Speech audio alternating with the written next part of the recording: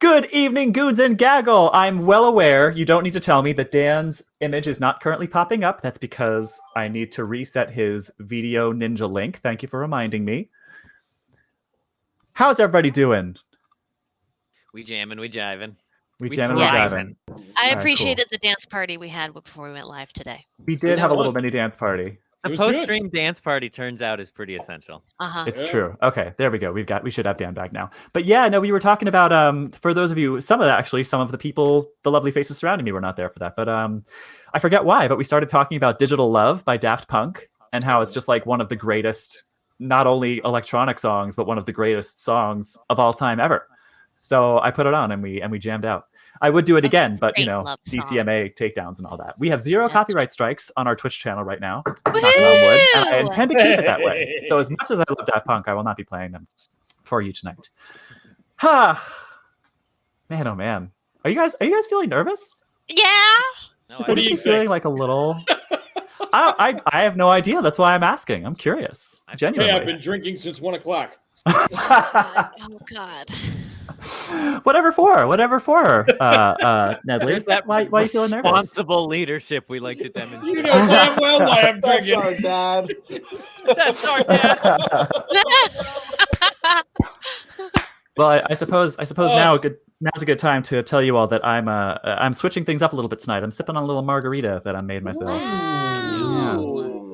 Spring has sprung in the Philadelphia area. It felt very springy today. That's true. It won't for long. But I bartended for many years, and after all that time, I still think that a margarita is just the perfect cocktail. You can't top it.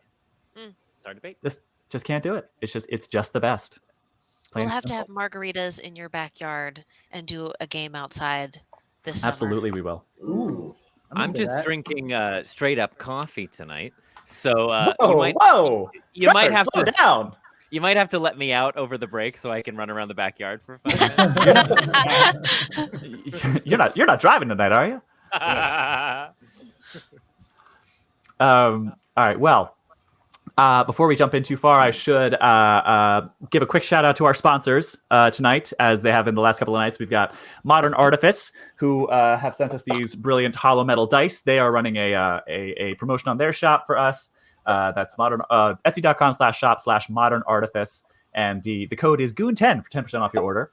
Speaking of sponsors, we also still have that code is still good on C4 Labs for all of your dice towers and Cthulhu dice trays and Raspberry Pi cases and all their other cool stuff. And their code is Goon15 for 15% off your order. So big shout out to those two sponsors for helping us out and help keep the lights on. They do not, and these people do not sponsor us, but we use their music, and that is Syrinscape. And so I'm very grateful to them for making a cool application that's easy to use for setting the mood and the atmosphere for all of our Eldritch horror.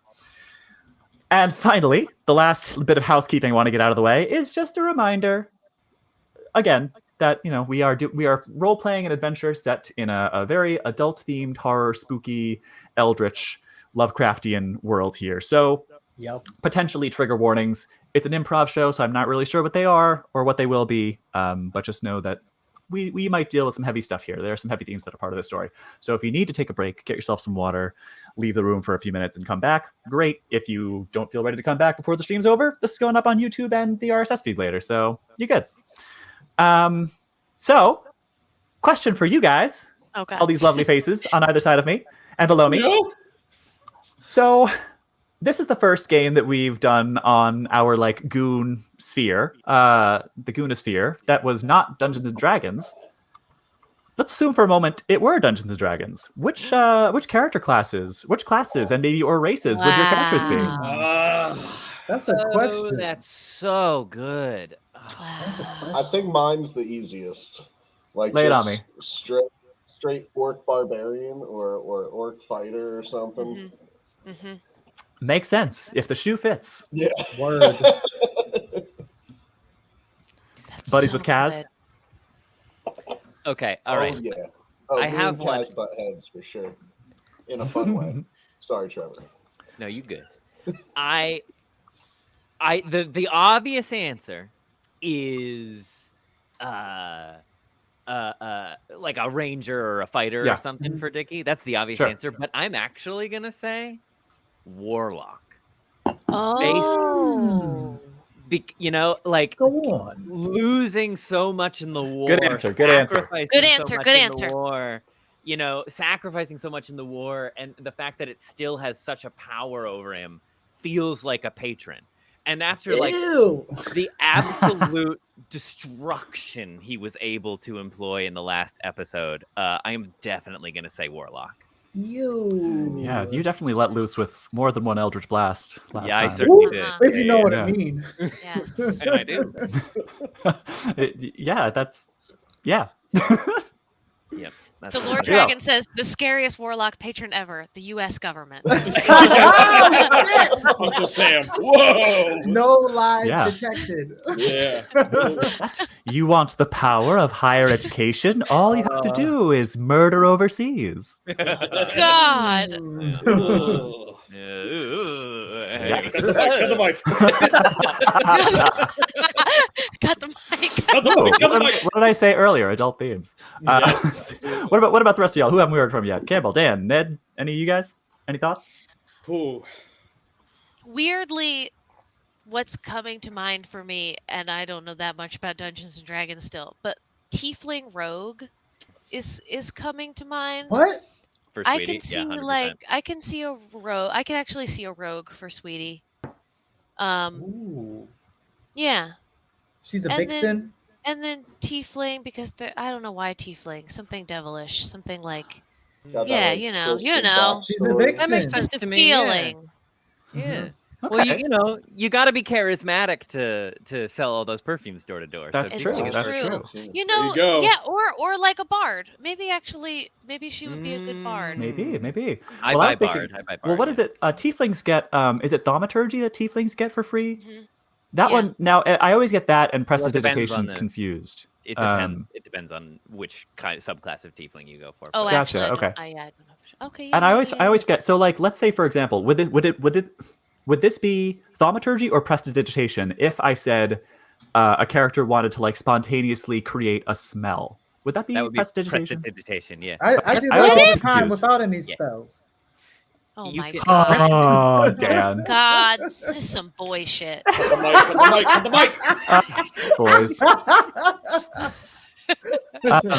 Prestidigitation is basically a catch-all term for like minor magical intricacies. Thaumaturgy is much more limited. It can do some of the same things that prestidigitation can do, but you can like open windows or make sounds or stuff like that. Yeah. Prestidigitation, you can basically do anything. You can clean clothes. Yeah. You can change the way a thing smells. You can change the temperature. You can make something like disappear and reappear. It's a whole host of magical Yeah, tricks. And I always get them confused.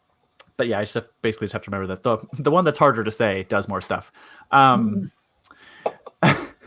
Apparently, Kay, Kind apparently, of hard to say too. All right. listen, Kay, What's up, from Dan? Lord Dragon's TikTok, I have learned a handy trick of saying the P word, and it's say it as you would sing "Dream of Californication." Dream of prestidigitation. Nice, I like that. So thank you, Lord Dragon. yeah, that's cool. That's cool. I think it That's took me really it took me good. a while, and like for a really long time, I was adamant that it was called prestigit.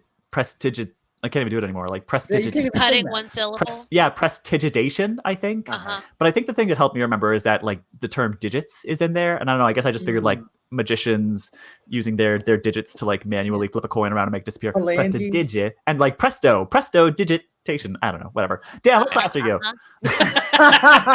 Moving on. Wow, look at that segue. Hugsley, I think, is some kind of wizard. I think you know what? What's the wizard that does all the odds things where they can like reroll dice? Oh, divination wizards. Yeah, I think Hugsley's a divination wizard. I think Okay. he's That tracks. Cool. Yeah, that tracks. because like Divination. that's what I said. Digitation. Prestidivination. Prestidivination. Yeah. Presto. They're the- Divination. They're the ones that can like see the future and see Yeah, stuff, that's right. divination. And so they Yeah. can. Yeah, I think that's totally Hugsley. And Okay. my I buy it. class, I think I'd be one of those cat folk. What are they called? Tabaxi. Tabaxi. Yeah. Nice. That also tracks. Yeah. Ooh. Yes. All right. Cool. I mean, yeah, I buy that. Especially I think I figured wizard for you, just because like the whole academic focus. I mean, wizards are just nerds. How about you, Ned? Oh shit. I think Trevor, help me out here. I think it's somewhere in that range of like chaotic neutral, chaotic good range of like fighter. Yeah, by that, sure. I think Yeah, he's 100% like, and fuck it, I'll go ahead and say dwarf. We'll give him the dwarf vibe. I think he's like that burly sense, but I think that there's that questioning like it's not necessarily good, but it's definitely not lawful. Like He's a hired muscle. You know, he's a mercenary. He goes where you need him. Yeah, I buy that. And it's I feel between fighter and ranger because he's also like he's got the fist, but he's got the gun. Like what's he favoring more at the time? Yeah, I mean that's just a difference in vibe. Like rangers can use melee combat, fighters can use ranged combat. It's yeah, and that's easy enough. And obviously, also if you were playing a fighter in like a modern day setting, you would probably still use a gun. Like you could do some damage up close, but like you'd be at a disadvantage in a modern setting if you didn't have, the weaponry of the day. Yeah. So if any of us dies, we have to come back as the new race and class that would just inexplicably you just come back. Just like a tiefling just pops in. Yeah. Oh, I'm 100% going to die in the first 2 minutes. We'll see. Well, So I do have written down as a reminder for you, Kay, real big. Buddy needs first aid. yes, indeed, he Real does. big. Within Indeed, the first does. hour. He needs first aid within the first You hour. have to ask Grandma. Okay. And we can have a bit more of a conversation in a minute about how HP is recovered in this game, because it's not as easy as going to sleep. It's not as easy as just taking a nap. Put 2 slices of cheese, microwave for a minute. Ned, mute your mic. Mute your mic, guy. Oh! Hey, that was a free tip for you gaggle out there. Take 2 pieces of bread, put on sliced cheese, microwave them for 1 minute. You're welcome. Thank us later. Oh, you never stop dadding. All right, thanks to our sponsors. 2 slices of bread and a piece of cheese. Oh my god. Oh, also I have a question. I rolled for luck last time, but I never added my luck. So how much is if you got the roll, how much D10. do you add? It's a D10. Okay, thank you. It's a D10. Cool. Yeah, do that. And I think for my part, because I always like to answer the question too. If I were transmuting myself over to D&D sphere, I would simply switch from keeper to dungeon master. However, Yes. I have been thinking recently. We talk a lot about character alignments. There's not a lot of discussion about DM alignments. So I don't really know that I don't know that I could put a class on myself or even a race as a DM. But I think as a DM or as a keeper, I like to consider myself neutral good. Good. I like that. Yeah, I'm on your side. I joke a lot about being lawful evil, like I really hope I'm going to kill you, which sometimes I do, but I'm a merciful keeper. And then as far as like neutral versus lawful chaotic, I think the rules are definitely there for a reason, but ultimately if I want to break one, I'm going to. Let's keep it spicy, baby. Yeah, exactly. Let's keep it spicy. That's why I'm drinking a margarita. Hey! Chaotic spicy. What is that? Chaotic Unleaded? spicy. Chaotic spicy is my alignment. All right, y'all. Chaotic tower. Let's take a nice little moment and take a nice deep breath and remind ourselves first that we are among friends and that we are safe and loved. And once we feel secure in that knowledge, you can feel free to just put it in a neat little box and then put it aside within reach, so it's there if you need it. But far enough away from you that you can ignore it when you don't. And take that time and on that next inhale, just try to inhabit your characters and the time and place and the mindset in which they now are. I mean, you're all in yet again, you find yourselves in a pretty terrifying situation.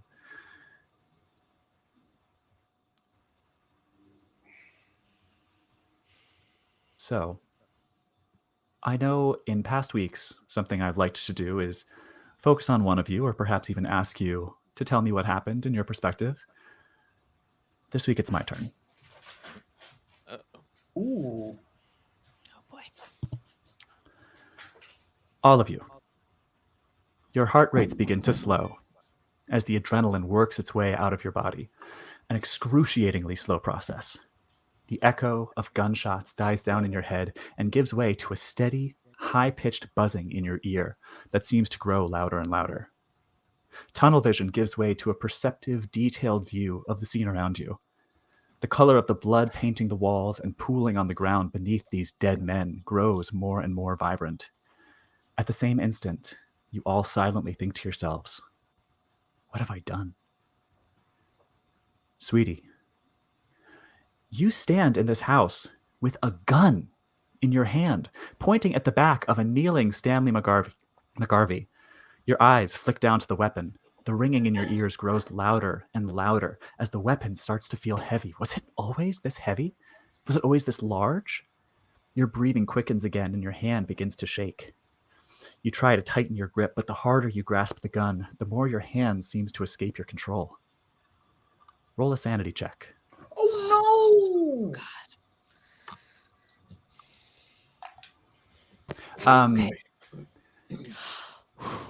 Okay. Okay, Yep, I rolled a 50. Yep. Hold on to that for now. Okay. Buddy, Yeah. Benny has dragged you to the side of the house near the window that Sweetie broke. You look down at your side, where the bullet from that rifle punched a hole through your gut. The pain starts to settle in as the adrenaline wears off. It hurts. A lot. A pain grows, but your senses stay sharp and you scan the area around you. Your eyes fall to the body that you shot from behind Benny's shoulders. First on the feet, laying where they fell mid-stride going towards the porch steps. The ringing in your ears grows louder as your gaze slowly traces up the body until it lands on the face. And you see your daughter, Leah, staring lifelessly back at you, a thin stream of blood trickling down her forehead from the exit wound of your bullet. You twitch, and the pain in your stomach makes you wince. But it brings you back. You look again at the lifeless face. It's no longer Leah's. It has returned to Roddy Matthews, the young man you just killed. Roll a sanity check, please.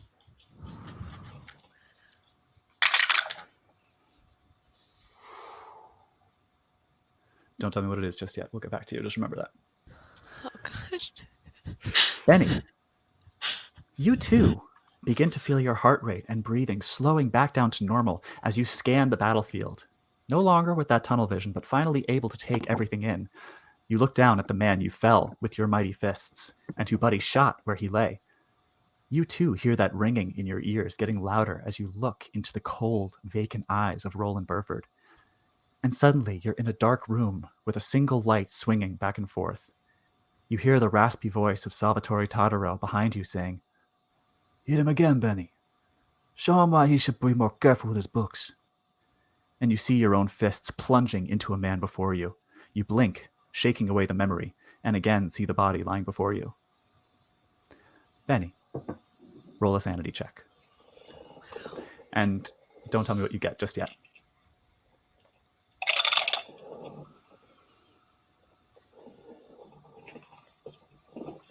Dicky, you are so deeply, intimately, and regrettably familiar with sites like this. Ever since the first moment things started to go south, your mind was back in Europe and back in the Spring Offensive. That spike of adrenaline takes you right back to the first time you ever had to kill a man to save your own life and the lives of your regiment.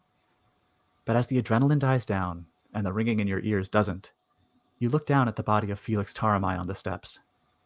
You wonder if you'll ever be allowed the opportunity to stop killing. Roll a sanity check, please. Mm-hmm. You can tell me what it is in a moment. And finally, Hugsley. You look around at this group to which you've hitched your wagon. You haven't been able to summon your photographic memory in quite some time, but as you look around at the bodies on the ground, and the fire in your new friend's eyes slowly dimming, you're unable to shake the feeling that you will never, ever forget every excruciating detail of what you've seen tonight. Roll a sanity check.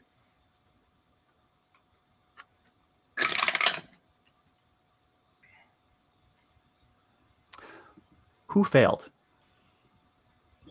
So if we rolled over, we failed sanity, right? If you rolled over your sanity score, then that is a failure. One for Benny, Wow. one for Dicky. Anybody else? Okay. Most of you manage to hold on. The two of you who failed, roll a d6, please.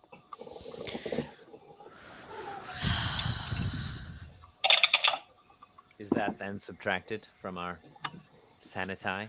Well, what did you get? I rolled 1. Then yes, that is that is taken away from your sanity score. And 4 for Benny. 4, yeah. Same for you. You lose 4 sanity points. The good news Insane, real quick. is that none of you rolled poorly enough both times to suffer a bout of insanity. So, Oh, God. which there You goes all want that prep. You want one, Kay. Of course I do. What kind of keeper would I be if I didn't want to make one of you guys go insane? Sorry, Oh, Ken. did I pass? I mean, oops. I think I rolled What's 100. Roll a God. d6, you say? 10. Yeah. This just means you have time to possible make it. that is, but- To think about how to make it worse when it does happen. Uh-huh. Double down. Oh boy. I see I see an F for me in the chat, which I appreciate. Yeah. All right.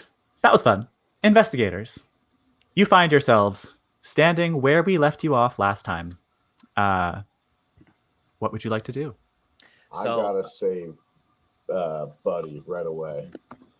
So that would be my first thing is first aid or whatever I gotta do. First aid. Okay, so the first thing you want to do is try to do first aid for Buddy. Mm-hmm. Okay, yeah. Go ahead and roll against your first aid skill, please. That is a 51, and I got an 80 for first aid. So just a standard success. Great. Okay, we love that. We love a success. So that means that means you get to heal 1 point of HP, Buddy. Whew. Holy And shit. that also means I could have sworn I remembered somebody has a major movement taken. Well, let's just say that it's stabilized. Yeah. So I might be mixing up some rules here, but I think that's right. So Benny, tell me what you do. How does this look? And Buddy, how does it feel? How do you live in this moment? How do Yes. Benny's hands feel all over you, buddy? Yeah, I think Buddy is like just like I think he's looking down and he's seeing the blood and he's like I don't like he's losing the feeling in part in his arm and he's like I can't I don't have the strength to like put pressure on it. And I think as I'm trying to like put pressure on it and I'm like leaning up against like a post and I'm like my legs are sprawled out and Benny comes over and like just pushes his hand into my gut to like real put pressure on it and I'm like Yeah, I imagine like I go over there, I like, maybe like take my shirt off and kind of shove it in there, then like take my belt off and like kind of like, wrap it wrap around it them, around. really tie it tight. I'm like Check the back of them, see if there's an exit wound, kind of throw another piece of cloth there if I can. I grab Benny behind the scruff of the neck and I'm like, oh, that hurts, you son of a bitch. You'll be all right. Anyone got any whiskey for this guy? You say to the bodies lying around you. Hey, Dicky, check that dead guy over there and tell me if he has any whiskey on him. Yeah, I think I saw a flask in his pocket. Would you? All right. So Hugsley awkwardly like lifts himself up and scurries in the window after Sweetie to make sure she's okay, and sees that Sweetie has completely handled herself on her own. and hears them calling for whiskey, and Hugsley like scurries over and pulls a flask out of his bag.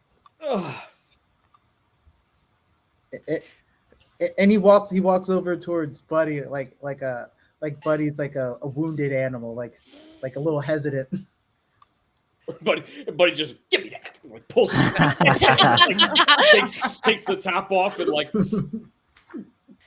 Can I? takes a gulp and then he sprinkles some in the wound, like on the bandage.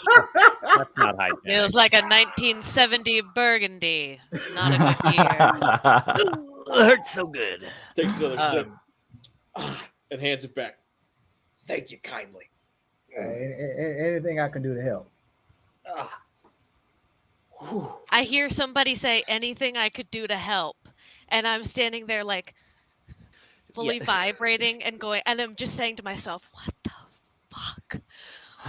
And then I hear anything I could do to help, and I just go, "Help, help." Go ahead. Well, I was just gonna say, can I? So I think the shooting is stopped. Things are starting to come down, but like I like action mode doesn't just switch off. I think he Dicky is like in a cold flop sweat a little bit. He still has his rifle shouldered, and I kind of want to move through that little hallway to where Sweetie is still holding the gun to the fella, So I kind of like kick that door open and come into that room. I scream as another door flies open behind me, and I'm just like, but I can't move. And so I see Sweetie, holding the gun on the guy, and that I allow that to settle in for a moment. You did good, kid. You all right? Absolutely not. Absolutely not. What do you talk to me, Sweetie? What do you need? What do you want? It's okay. You can put the gun down. Do you want to give it back to me? It's okay. Yeah, no, I do not. I do not want to give it back to you. All right. You keep it. You keep it. Sweetie, look at my eyes. I don't want to look in your eyes. I don't look at him. Look at you. I got him. You go across from him and you look at me sweetie. from over there. I got him, Sweetie. Everything's okay. Okay. Hey, you two okay in there? Okay. It's okay. Just back away. I got him. And then I move over and I fucking kick him in the back right between the shoulder blades. So he fucking sprawls out on the ground. And then I kick him over so he's on his back. And I bring the rifle down like right between his eyes. Jesus. And I say, "You're going to talk, motherfucker. Who the fuck are those people in the barn? Why the fuck is a mob boss here? And what the fuck is wrong with their eyes? You got 2 seconds." Wow. Anybody else? Roll intimidation with a bonus die. and as Hugsley's hearing all this, he's talking about it, and he goes, it's psychologically proven that high stress situations cause the likelihood of people falling in love to go up. And this guy over here is playing hero, so I'm pretty sure we're gonna see some shooting stars going on tonight, buddy. Oh my god.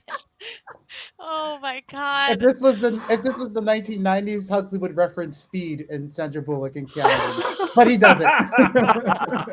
That means so much to me. Dan, right now you're reminding me of this meme that was like, being an old-timey doctor would kick ass, just drunk as hell, saying like, "Yeah, you got ghosts in your blood. You want to do some cocaine about it?"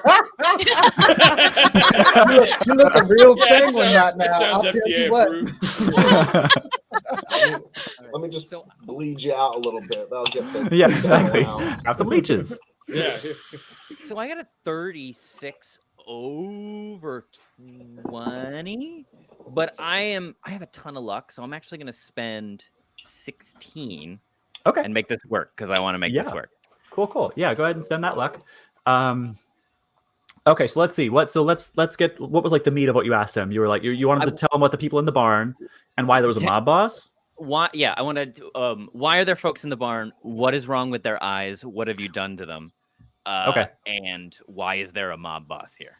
You forgot one important part about that. What's that? Motherfucker! Oh yeah, that too.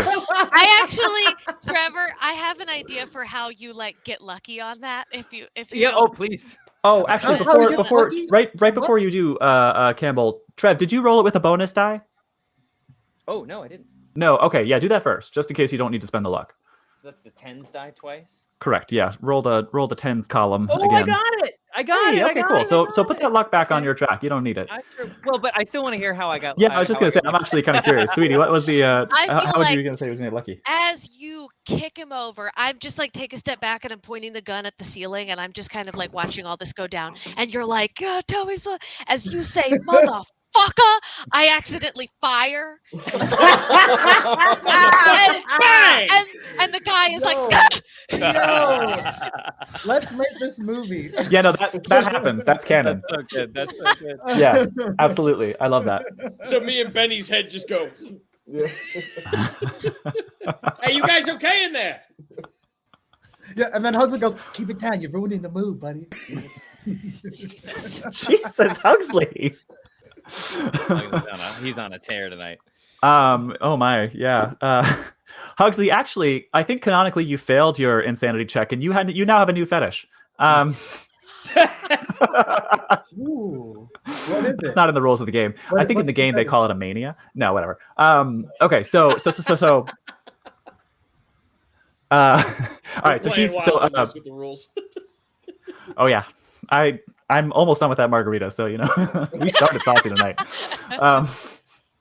So Stanley McGarvey has now been fired at.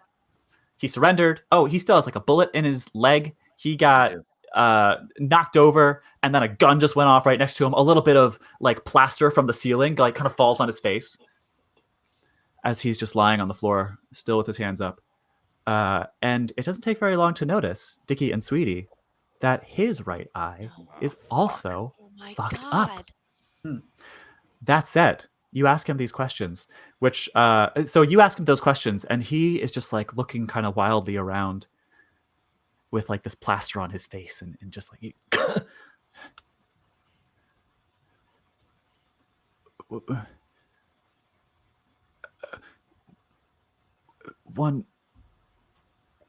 one question.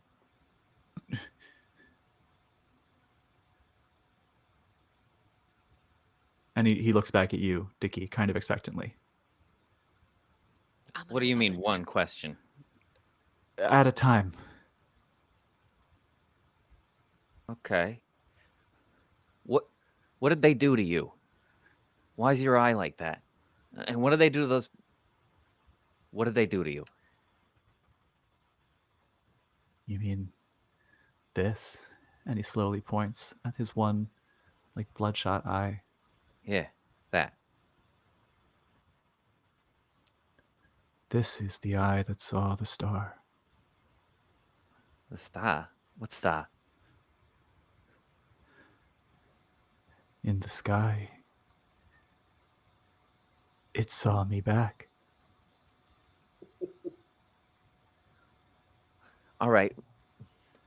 Who had you look at the star? Who showed you the star?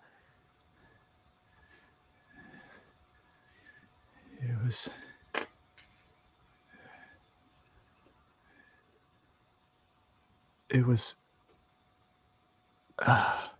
Take your time. it was I remember the telescope. Telescope. Where's the telescope?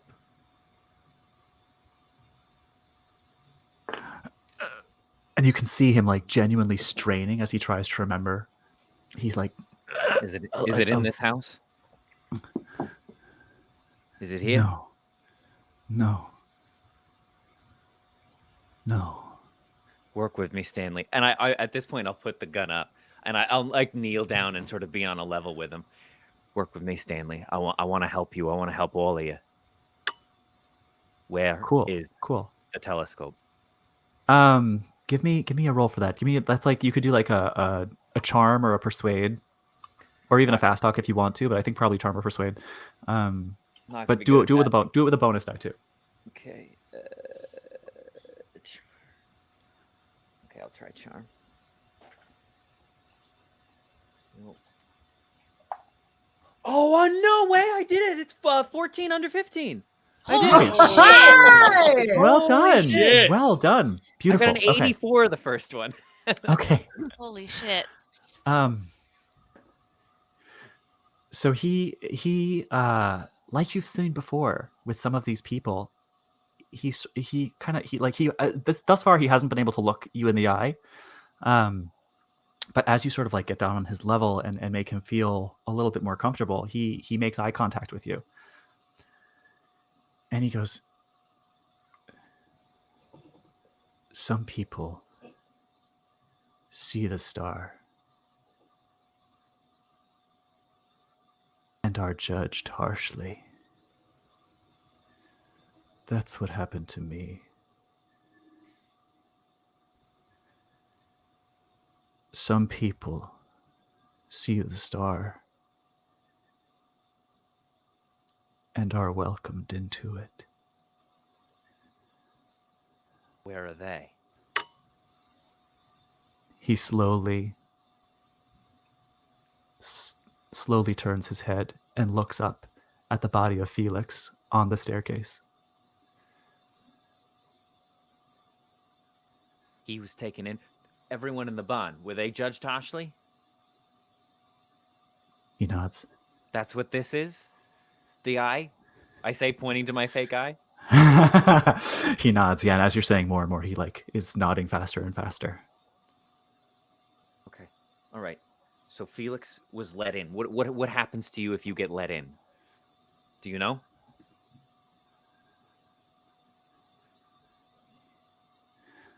You receive a gift. What kind of gift? Do you know?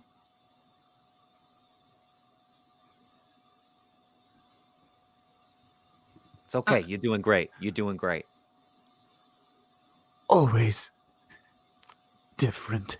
Okay. Okay. Like a talent, Stanley? Like that kind of a gift? So that last bit of like strain that he sort of let out, you can sort of like his eyes sort of clamp shut for a moment, and he just is like kind of his hands are still up by his face, and he sort of like shrinks. Ooh, stay with me, buddy. Stay with me. You're And gonna be then- okay. And then his shoulders drop again, and he opens his eyes, and he again just has that like glazed over look as he stares up at the ceiling. And a single like rivulet of drool comes out the corner of his mouth and runs down towards the floor. That's okay. You did good, bud. You did good. Thank you. And I'll stand back up. Okay. We gotta find this telescope. What do we do with him? And what do we do with him? And now, what about Annabelle? I don't know, sweetie. I don't know. We've got both her and Stanley, both Annabelle and Stanley to come back for a moment. That gives me hope that they're still in there somewhere. Maybe they just need time. I don't know. All we're riding on is hope right now. So we just got to keep them somewhere safe while we sort this shit out. The telescope. Do you think anybody in the barn would know where the telescope is? I don't know. But if Felix is the one getting people to look through it, I guess he has some sort of knowledge of where it is. He was upstairs. Maybe they were planning something up there. Maybe there's some documents. I don't know. Check. I'm gonna go investigate. Yeah. Mm-hmm. Well, let's check in with everybody else first. And go. Help me up. Come on. I'm not gonna be dead weight. I don't know if you should be moving around just yet. Hey, Benny. How old are you, Benny? I'm old enough to know that you look like you're too fucked up to be moving around right now. Yeah, well, I outrank you seniority anyway, so come on. All right, man. Come on, I can use your shoulder. Come on. While they're having this conversation, Hugsley's going to do a medicine check to try to get an educated understanding of what exactly is Buddy's condition now that he's stabilized. Well, I will say, medicine is actually the skill that you can use. So you can do this. If you do and you succeed, you might actually be able to give him a little bit more HP. I would love to do that for my buddy. My buddy. All right. That's buddy. So I'm like, right now, I'm kind of like, I got an arm around Benny, and I'm just kind of like leaning on him, and I'm like, Oh, great. Good Googa kid. Mooga. I got a 2. what? I got a 2. Wow, an extreme success. So I was just about to say, okay, Full so, health. all right, so for a 2. Can you see the Can't. 2? Oh, Wow. I I got a can't. 2. Your picture's too small on my screen, but I believe you. Excuse me. No, it's not. It's very sizable. Never mind. Of course, Dan, that is 6 inches. Absolutely. Oh God. Holy shit. I know. Geez, these freaking boys. So Dan, you I was going to say that so you get closer to examine this wound and you can see it well, actually tell me, Dan did not, but did Hugsley go to med school? Is he like a psychologist or psychiatrist? Like what? I don't know what did he go to med school? So he did not go to med school. He's strictly Okay. psych. He strictly Okay. studies the mind, but he is a vivacious reader, and he uses his reading to try to practice his memorization and visual memorization. So Okay. like he totally would have just been reading like an anatomy book for pleasure or something, and would have been Yeah. testing like what he can recall and if there's better ways to do it. So I would Sure. say like he hits on something specifically for this situation and pulls up like a whole page or something. Yeah, totally. Okay, so you've got that. You've got that in your brain. You know, Kay's no doctor, but I have to imagine with a roll that good, you know, like a bullet with a single entry and exit wound, like a clean shot through his gut. With that high of a roll, I think you'd be able to tell just based on like how much he's bleeding and like he's still conscious, all of the factors that you can see that it probably missed any vital organs. So you know that what needs to happen in this situation is disinfect and close up the wound. And you've already poured some alcohol on it. And for that low of a roll, I will say that yeah, you could if Buddy is willing to let you, you could stitch him up. Okay, so this is what happens. So this is what happens, right? Go ahead, So Dan. Hugsley's walking over and he's going to examine Buddy after hearing Bunny have this conversation about trying to move him and not moving him. Yeah. And I don't know, it's like the turn of Buddy's head or something reminds him of like a diagram he saw. And then quickly he just like writes down as much information as he can as possible before he loses it. And then he calls Dicky over because Dicky has probably seen war and whatnot. And he hands him the piece of paper and Hugsley just goes like, he goes, I think we can do something here, and hands him the piece of paper. And he goes, help me find these items and I'll tell you what to do.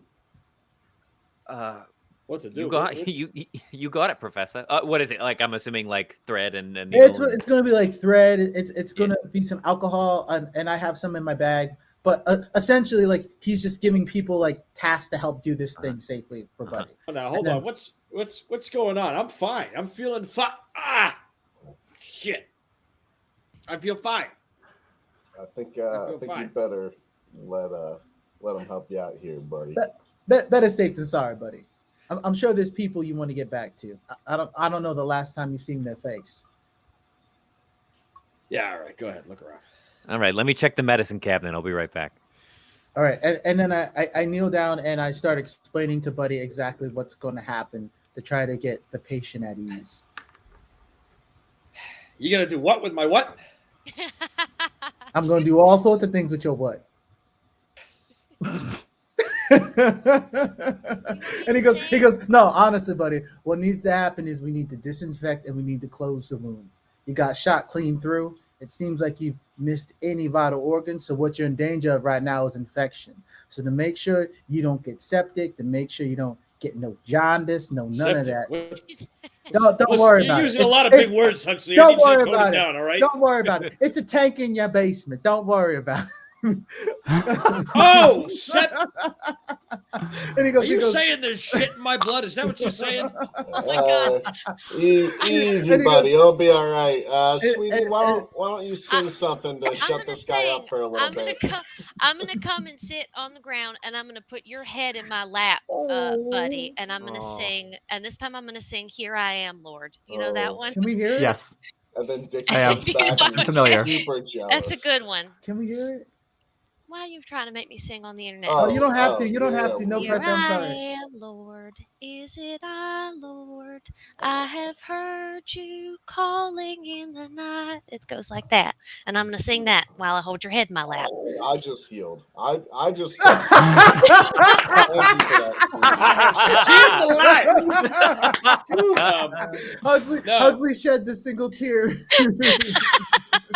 Buddy lays down and hears that, and as he's listening, he kind of looks up at Sweetie, wrinkles, old kind of 5 o'clock shadow, and he just looks at her and he goes, you remind me a lot of my daughter. She's a good girl. All right, Benny, give me your belt, will you? All right, and I'm gonna move us along. So I'm gonna say I start disinfecting first. So Buddy puts the belt in his mouth and bites down. And I take the flask out, and he already started this. And I go, you're pretty smart, buddy. I saw you doing a little bit of this earlier. You're a smart cookie. Shut up and hurry up already, will you? and I pour it in. and then I get like some thread from Dicky, and I made sure to tell Dicky like to like run the needle over the open flame on the stove or something. Yeah. And I start stitching him up, and while I'm doing it, like you can see in my eyes that I'm kind of like seeing something else while I'm doing it, and my hands are just like effortlessly like stitching him up. That's so cool. He's like a mentat. He's like I think after a while, kind of like getting a tattoo, the same type of pain over and over again, it just becomes numb. And so like I feel the needle going in and stitching, and I'm just like, after that alcohol thing, that this don't hurt too much. It's like hey, Hugsley, where'd you learn to do this shit, huh? I read it in a book somewhere.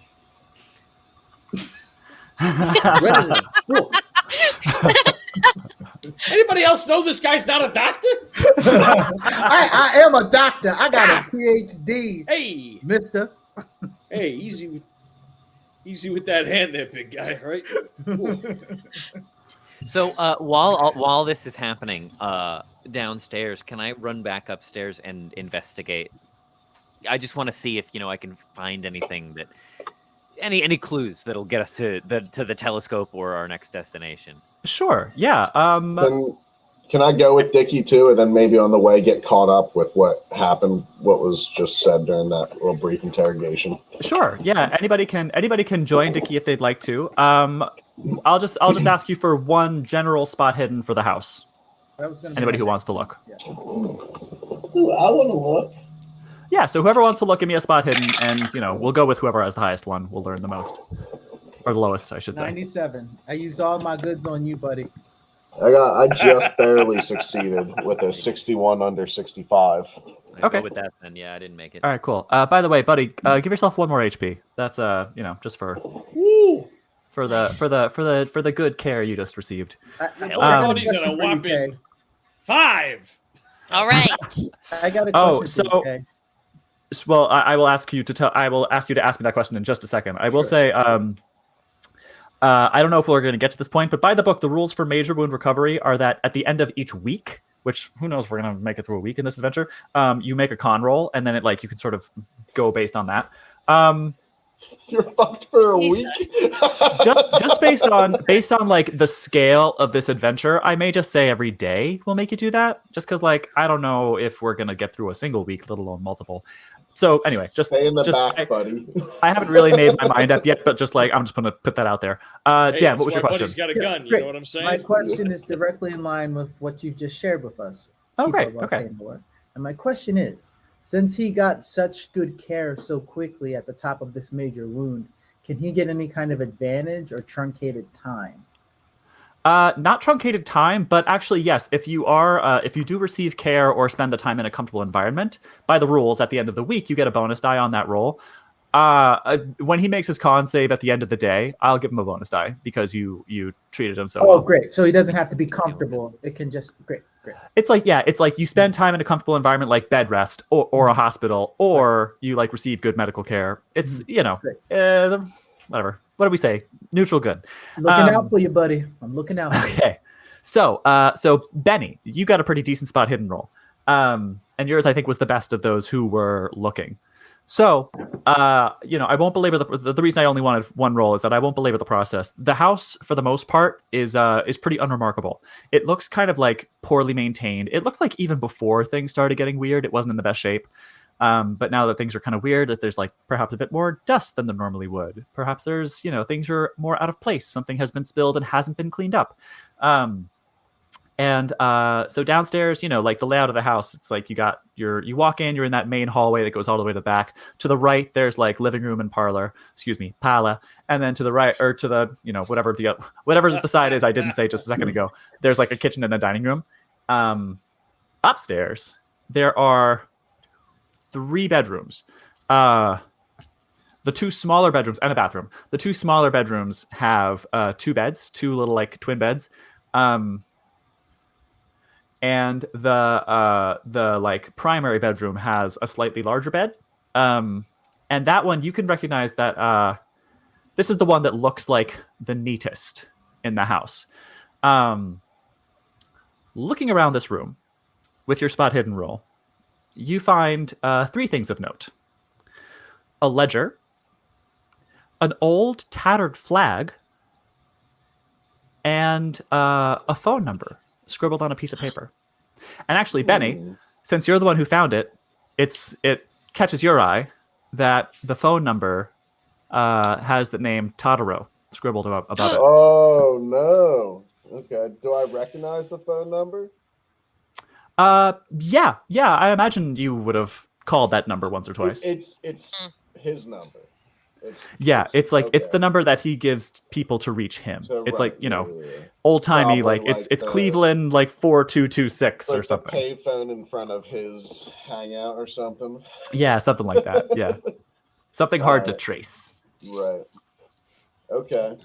So, anything sorry. Wait, one more thing. You also find, I forgot to write this down, but I forgot to, a telescope. Roll You find a demonic star in the sky. I forgot to write this down, but I made a mental note a second ago, like, oh, remember, and then I almost forgot. You also find what looks like a textbook on it's like a chemistry kind of textbook, and there's a bookmark on a page about the production of corn sugar. What? So specific. What? Okay. We are on a farm. Oh shit. So yeah, I guess I'll. Is it all kind of in the same room? Yeah, that's all in the primary bedroom. Okay. Yeah. So yeah, and I'll call everyone who's in the house in and be like, hey, I don't know what to make of this stuff, but it seems like it might be kind of important. I don't know. As you call out to them, you realize, as you call out, let's say you sort of lean out the window, you realize this was the window that Felix shot Buddy out of. Ooh, okay. Can I do any, I guess I would have found any other guns if they were hidden around, right? Do a spot hidden. This sounds like there's something here. No, it's okay. You don't find any more. He had a gun, but it was the one that was on him when he was killed. Right. Oh yeah. Remind me. I want to take that when we leave. I think I said a 30 lever action carbine rifle. I said. I think it's 2d6 damage. Okay. Yeah. It's a 30-30 Henry rifle lever action. Yeah. Cool. Yeah. That. What's if I spool through this ledger real quick? What do I find? You see. So as you open it, it's kind of nice. It's like a nice little like personal, leather bound kind of thing. On the inside, you see kind of embossed on the leather in like this sort of nice writing. It says Elmer's Steakhouse, which is where Felix was the manager. And the first part of the book is all pretty normal, just like standard bookkeeping for a restaurant, supplies, food, ingredients, all that kind of stuff, repairs, whatever. Then at a certain point, near the end of the ledger, the handwriting changes, and it starts taking note of tabs rather than just like bills paid right away. And tabs are not something that you saw, like credit. This is not something you saw earlier on, but you do see that a few people have tabs with the restaurant. Hugsley yells, what you got over there, Dicky? I don't know. I can't make heads or tails of it either way. You want to look over anything? Maybe there's some kind of something hidden in it, or Yeah. What is Hugsley puts his hand out? What is it? some kind of ledger. I don't know. It doesn't tell us where the telescope is. So, I've done a little bit of accounting, not much, but a little bit. Let me see if I can make any heads or tails of this. I'm gonna do an accounting check. I got 20 in accounting, so we'll see what happens. Yeah, sure.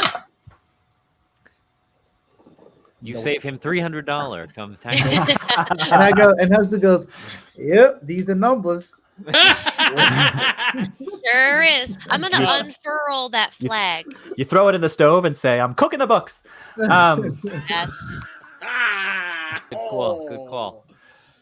Campbell, I would like to direct your attention to the stream. Good call. Okay. Good call. That's the flag. Oh, hold on. Oh. We're back in time. Oh, that's right. Yes, the delay. Let me wait for us to be on. He's a communist. The Ruskies! They're already here. What do you say? Oh shit! There it is. Buddy starts running around rampant. Hugsley goes, I knew they were "That's not coming. That's not a very creative flag." I'm just standing there like. Anybody recognize this? Communism's a red herring. I don't know, but it makes me want a burger real bad. I'm sorry. Because it's Sorry. for those of you who didn't get that joke, which it's a little heady. It's the flag is red and yellow like ketchup and mustard. There we go. I'm sorry. That one's a thinker. Anybody who wants to can roll against their education on this flag. Most of you will get something for a hard success. Dicky, though, will get something for a regular success. Oh, it's the war. It's the war. Don't hold your. The war. Well, it's clearly some kind of October Revolution thing. That's a hard success for Buddy. Hard God. success. I got a That could not 20 have been under worse. 82. Those of you who succeeded would vaguely recognize this, maybe from a newspaper or perhaps a book, because this is the flag of the Commune of the Working People of Estonia.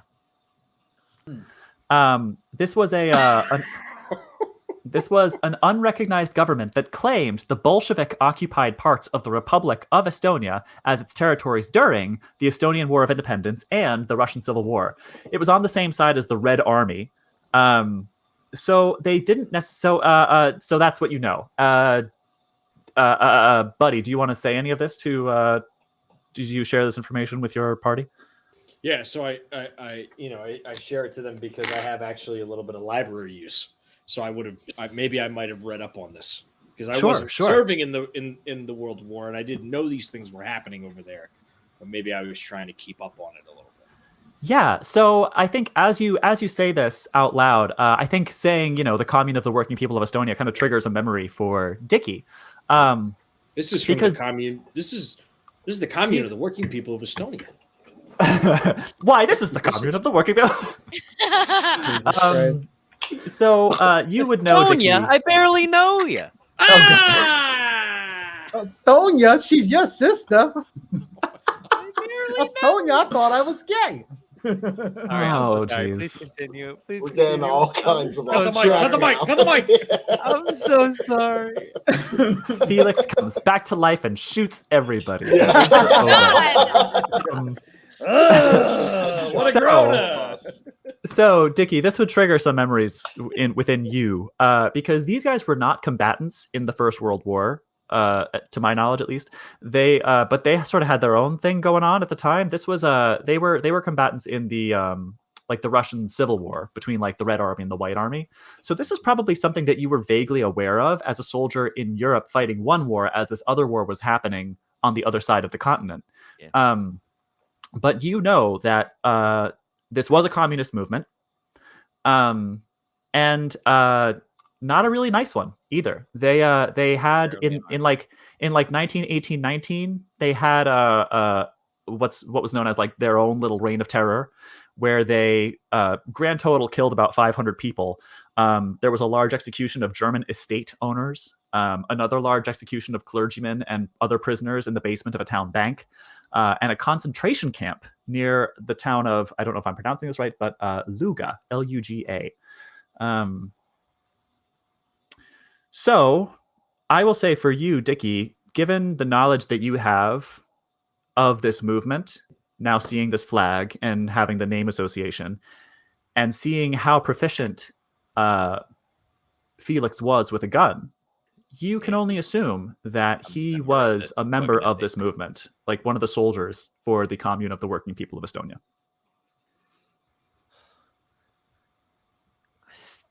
He's tied to some sort of revolution halfway across the world.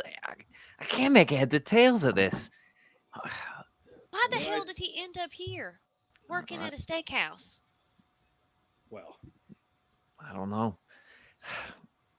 But what I do know, somebody from halfway across the world would be doing it. I don't know. But I know we got to find that telescope, what he was talking about. If that's what's driving people mad, then we got to find it and make sure it's not used again. Should we Well, wait a see- minute. He owned the steakhouse, didn't he? Right, Felix? Sweetie, doesn't he own the steakhouse, Felix? He was the manager, right? Is that right? That's right. He was the manager. He was the one that Annabelle was talking about when she was talking all crazy. He was the one she was talking about, like, Felix, why? How could you do this and all of that? Do you remember? Well, Sweetie, you probably know the steakhouse better than most of us. Do you think there'd be any sort of evidence there? You think Felix might have something there? We could try.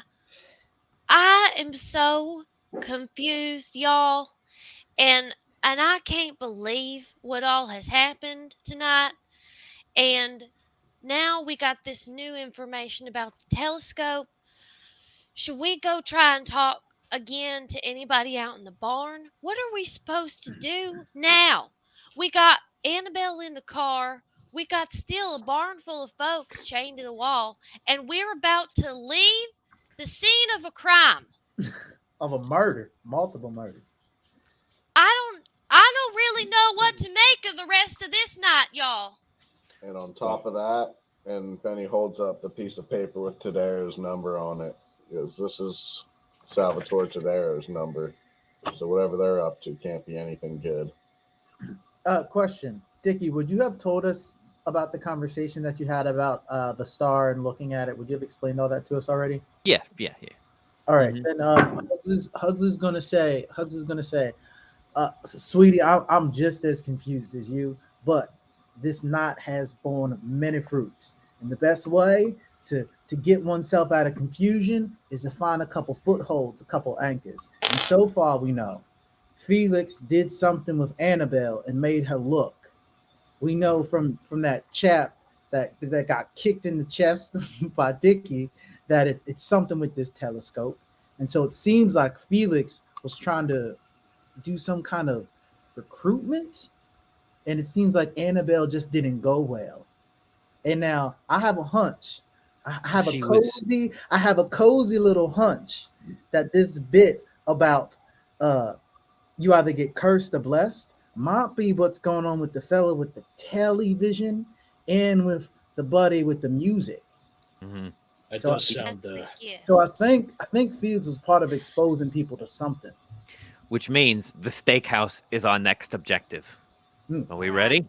Yeah. Wait, before we go, Y'all, Benny, was there anything else that you found in that room with the ledger? Just this weird chemistry textbook. You got some marker about something making corn sugar. I don't know how the heck that can be useful. Hugsley perks up at the idea of having a new book to read, and he goes, "Why don't we hit the road and I'll look through this while we're on the move." Sweetie perks up at the idea of sugar. Right. Well, Hashtag sweets for sweetie. Sweets for sweetie. All right, y'all. Now feels like an excellent time to take a quick break. So why don't we do that? And we'll be back in 5-ish, 10-ish minutes. All right, now. Sound good? All right. All right, awesome. stick Y'all around, come back Goons. now, I'll be you in the hear? chat. Thank you all. Y'all come back now. You hear? Well, All it was right. so much better when you said it, Kay. Well, thank you for the idea. We love you. See you in like 5-ish. Hey, we're back. Welcome back, Gaggle. Welcome back, Goons. Dan, you had a question. You had a question for Trevor over the break, and you asked him, and I was like, "Wait, save it for the stream," No, because I thought it was a very interesting conversation, and I think the Gaggle should hear it. All right, let me get them up to speed. So Yeah, let's put yourself put yourself in the mindset of 2.5 minutes ago. I'm in the mindset of 2.5 men. Okay, I'm ready. God, oh Oh, no! God, save us. No. Go there! Undo it. Undo it. Undo it! back. Cut the mic. Cut the mic. Control Z. No, I was saying to Trevor, I'm glad he's tickled by the Hugsley mechanics of the memory and whatnot. I love it because he's like a mentat from Dune. And I think for this kind of game specifically, like for a Call of Cthulhu game, I think that is such a cool idea for a character who with like a photographic memory who can like go through the Rolodex of their brain. Like that so fits into this aesthetic so beautifully. I just think it's a really cool idea. And the mentat in Dune is black as well. It's great. All right. I love it. Firing on all cylinders. Representation. We love to see it. Oh, is that my dog scratching at my door? Zuma does hope not so. like being closed out. Hold on 1 second. Oh my god, you guys! What if it's not his dog? Is that you? Oh, no, that was you. I thought it was Zuma. Zoom, zoom. My Yeah. Oh, blood. no, it was not. It Never was mind. not Zuma, no. it was not in fact scratching at all. It was the opening and closing of drawers. But but the door is now open a crack. If Zuma can come in, if he wants to, he will. Anyway, where were we? You guys had just picked up the book and you were deciding what to do next. So I should say, you can go to the steakhouse if you'd like, but I think it's getting kind of late. We arrived at the barn at nightfall. A lot of stuff has happened. I think we're sort of starting to get to the point where this sleepy little town is zonking out. Shutting down. Should we There call will the not be cops? anybody there or Well, anybody buddy- to talk. Buddy, Didn't we just kill the chief of police? No, but the chief of police was there and left before all the violence started. Yeah, Hugsley So- goes. Hugsley goes, Not the "Wait, should chief. I should specify, not the chief, the deputy. right. The police officer. Yeah. Yes. Buddy's gonna look at the mess that we've made, and is gonna go. I need one of you to help me clean this up. Oh my god. Oh. Hugsley my dry God. heaves a bit. Right. Look, I got a gunshot through my stomach. I can't do it by myself. Otherwise, I would. Oh, what is the plan? Are we planning to look like we were never here? Well, Do- there's an easy solution. We put them in the house. We burn the house to the ground. Oh You want my to you want to do? You want to God. add arson to the list? Arson. It's not a bad idea. Hugsley, Oh my god! I hate to break it to both of you, but when a fire ensues, there is no evidence. Fingerprints, everything else, saliva, all of this stuff is out the window. It's not a bad idea. Semen gone. Sorry. Benny has a really good point there. Semen gone. It also, look, I mean, whether we like it or not, we're in some shit now. I mean, we have murdered someone connected to the mob. So while you guys have done a lot of your expertise, allow me now to do mine. Oh But my God. we'll still know that we did it. I gotta say, I like the idea of burning the house down with everyone inside. I'm with Hugsley on this one. This is so fucked up. Wait, Well, We'll so you still two- know how You two wanna- hop in the car, and Benny, you come with me. And How Buddy you wanna- turns how- around and moves to go put the bodies into the house. But how Wait. you want to sleep at night? Buddy turns What? around and looks Hugsley dead in the eyes and goes, I don't. Holy shit. And he goes and he takes one of the bodies by the arm, the one that he shot in the head. Who was the guy, Kay, that he shot as was Roddy. running away? Roddy Matthews. Yeah, so he grabs Roddy Matthews by the arm. The one who for a brief moment looked like your daughter as you stared at the cold, lifeless body. Yeah, so he grabs Roddy Matthews' arm, and he I grab the other arm. And as he's grabbing the arm, he goes, hey, watch the blood, yeah? Don't get it on your shoes. Sure. And he grabs the arm and he kind of carries it in. And is there a fireplace? Yeah, sure. And correct me if I'm wrong, because I'm not I'm not entirely love this so much. I will give you whatever you need. Okay, I'm not exactly. Did you ask if there's 20 gallons of gasoline in the farm? Because there is.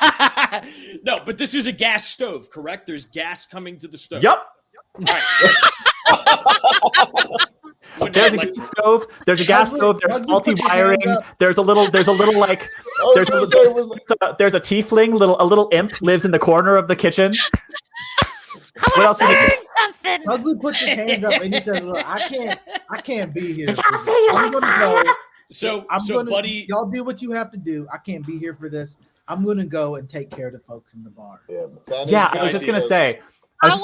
Dan and Campbell, Sweetie and Hugsley, remember that there are still 3 other living people in the barn. If we set this house on fire, how are you going to keep it from spreading to the barn and burning the living people separate. that are They're far enough apart, right? They're separate. It's not too windy tonight. There's a good chance. There's like a 90% chance the barn won't catch fire. You heard it from the. Kay's going to be rolling in 5 minutes. Kay's going to have a roll in 5 minutes. I don't know what to do with the folks in the barn. I mean, we can't take them out. They were trying to kill us last time we were in there. That's why I think I know it's getting late here, and I know we're deep. We're downed and behind enemy territory at this point. We just got to finish the mission. If we wait 8 hours to go to this steakhouse, I mean, any number of things could happen. Someone could come back here, see what happened, and try and scramble their whole operation. We gotta go now. Is someone gonna come immediately when there's you a fire? set a farmhouse on fire? Yeah, but the best part about it, honey, sweetie. Sorry, pardon my. Honey, sweetie, baby. No. I overstepped my boundaries. I admit that. I will apologize to everybody listening. I overstepped the boundaries. Sweetie, Hugsley, the best part about this is you two aren't going to have anything to do with it. That's why you two are going to go to the barn and get our friends out of the cell. And me and Benny are going to be the ones that burn the bodies. So we're taking our friends out of the barn. We're supposed to go over there, just the 2 of us, and we're supposed to unlock everybody and fucking what's next? Wait a minute here. You did find the keys, and also remember there are 2 more cars at that farm. There is Arnold McDermott's car, the Packard Twin 6, and Freddie Jensen's pickup truck. Maybe we can keep them bound, right? Keep them cuffed, but at least get them out of here. Yeah. I say hate to leave them here. Let's burn the house down. That will bring enough attention. Whoever shows up can find the people in the barn. I don't think we can deal with them right now. The cops are already in on this. If we leave them here and the cops come, they're as good as dead in the barn. Hugsley walks out of the room, goes into the kitchen, goes into the fridge, and looks for some food. Is there any food in the fridge? Or bread, anything. You go to the kitchen, and you open the refrigerator door, and there is a single moldy sandwich sitting in the middle. There's no bread, no grains, nothing. All right. There's another reason to burn the place. Let's exercise some demons. I'm looking for something to give the folks in the barn. Listen, we can't. Those people are out of their mind. There's nothing we can do for them. We don't have a way to get them out of here. There's some dried Hugsley. There's some dried corn in the silo somewhere. I'll make some fucking popcorn. As soon as you say, like, Benny, as soon as you're like, those people are fucked, there's nothing we can do with them, I'm gone. And I walk out and I go down the stairs and I imagine I pass Hugsley on the way out and I go, oh, I think I've got something in my purse. Oh, That's right. And I pull out the bottle of whiskey that I stole on day 1 from Howard when he was asleep, and I pass it to you, and like wait for you to do a shot. All right, we do a shot and we go. Let's go. I want to do a shot with you. All right, Right, I do a shot with Sweetie, and I go. Cheers. And I So go. We're gonna find out something to help do. I look at Dicky and I go, Dicky, once you're done helping me with the bodies, maybe keep an eye on them with those people in the bar. I think me and Benny can help the immolation. All right. Let's everybody just take a breath here. I know we all been through a lot tonight. All right. Everyone should take a shot. That's an idea. I think think- I'm down in the kitchen drinking whiskey Yeah, with Hugsley. so- I think the two of you need to catch up because I've had 4 or 5 already. As soon as Sweetie walks out, I kind of shrug my shoulders and I'm like, all right, let's get this done. And like we set about to getting ready to light the place on fire. Because to me, there's no chance like the barn's like those people are just gonna sit in that barn and get found later. I don't think there's any chance the barn's catching on fire if we light the house on fire. All right. So- Here's what I'm going to propose, okay? If we can get them out of the barn without them trying to make a run at us, we split them up. We take the 2 cars, One of us can drive. We can get them to a safe place. How are we going to drive them in a car when they're trying to kill us though? We've gotten through to some of them before. If we can get them back to themselves, we can take them. Or if they're, if they're zonked out or whatever, I don't know. Keep their hands tied. But we should try to get them to a safer place. Because if we leave them in the barn, they're as good as dead. Yeah, All right? I'm just gonna say, if y'all, and Hugsley looks around at the mayhem, the broken window, the body shot up, blood everywhere, and I'm gonna say, I think if y'all can handle a group of armed men, I think you can manage a couple of crazy folks. Tie them up, do something. All right, listen. The McDermott's house is empty because they're both in the barn. That's an idea. If we need someplace to go, I got somewhere I can probably get us into. I That's was gonna recommend my place because nobody really knows that I'm here except for the people at the lumber mill. Either is fine. Keeper of Arcane Lore. Yes. Can I use this chemistry book and try to see if I can find ingredients to like knock people out? Because we're at a farm. What are you gonna make? Rohypnol? Chloroform? No, I'm gonna go with Asgard and do chloroform. Or Can I something make a similar. chloroform check? Can I do a Oh chloroform? my check? god! I mean, I have a chemistry book and I know science. Yeah. Wow. Okay. I mean, I don't And we're necessarily at a think bar. chloroform's Give gonna be me- a chemistry book, but give me. You tell me. What skill do you think is most applicable for this? Library use? Because you're using a book. I would say medicine and library use would be the 2 I would use. Okay, use one of I'd have those. to use the book and I'd have to find the thing and I'd have to execute it with medicine. Well, just worry about figuring out the composition of whatever it is you're going to do first. So I think medicine or library use work. So give me one of those.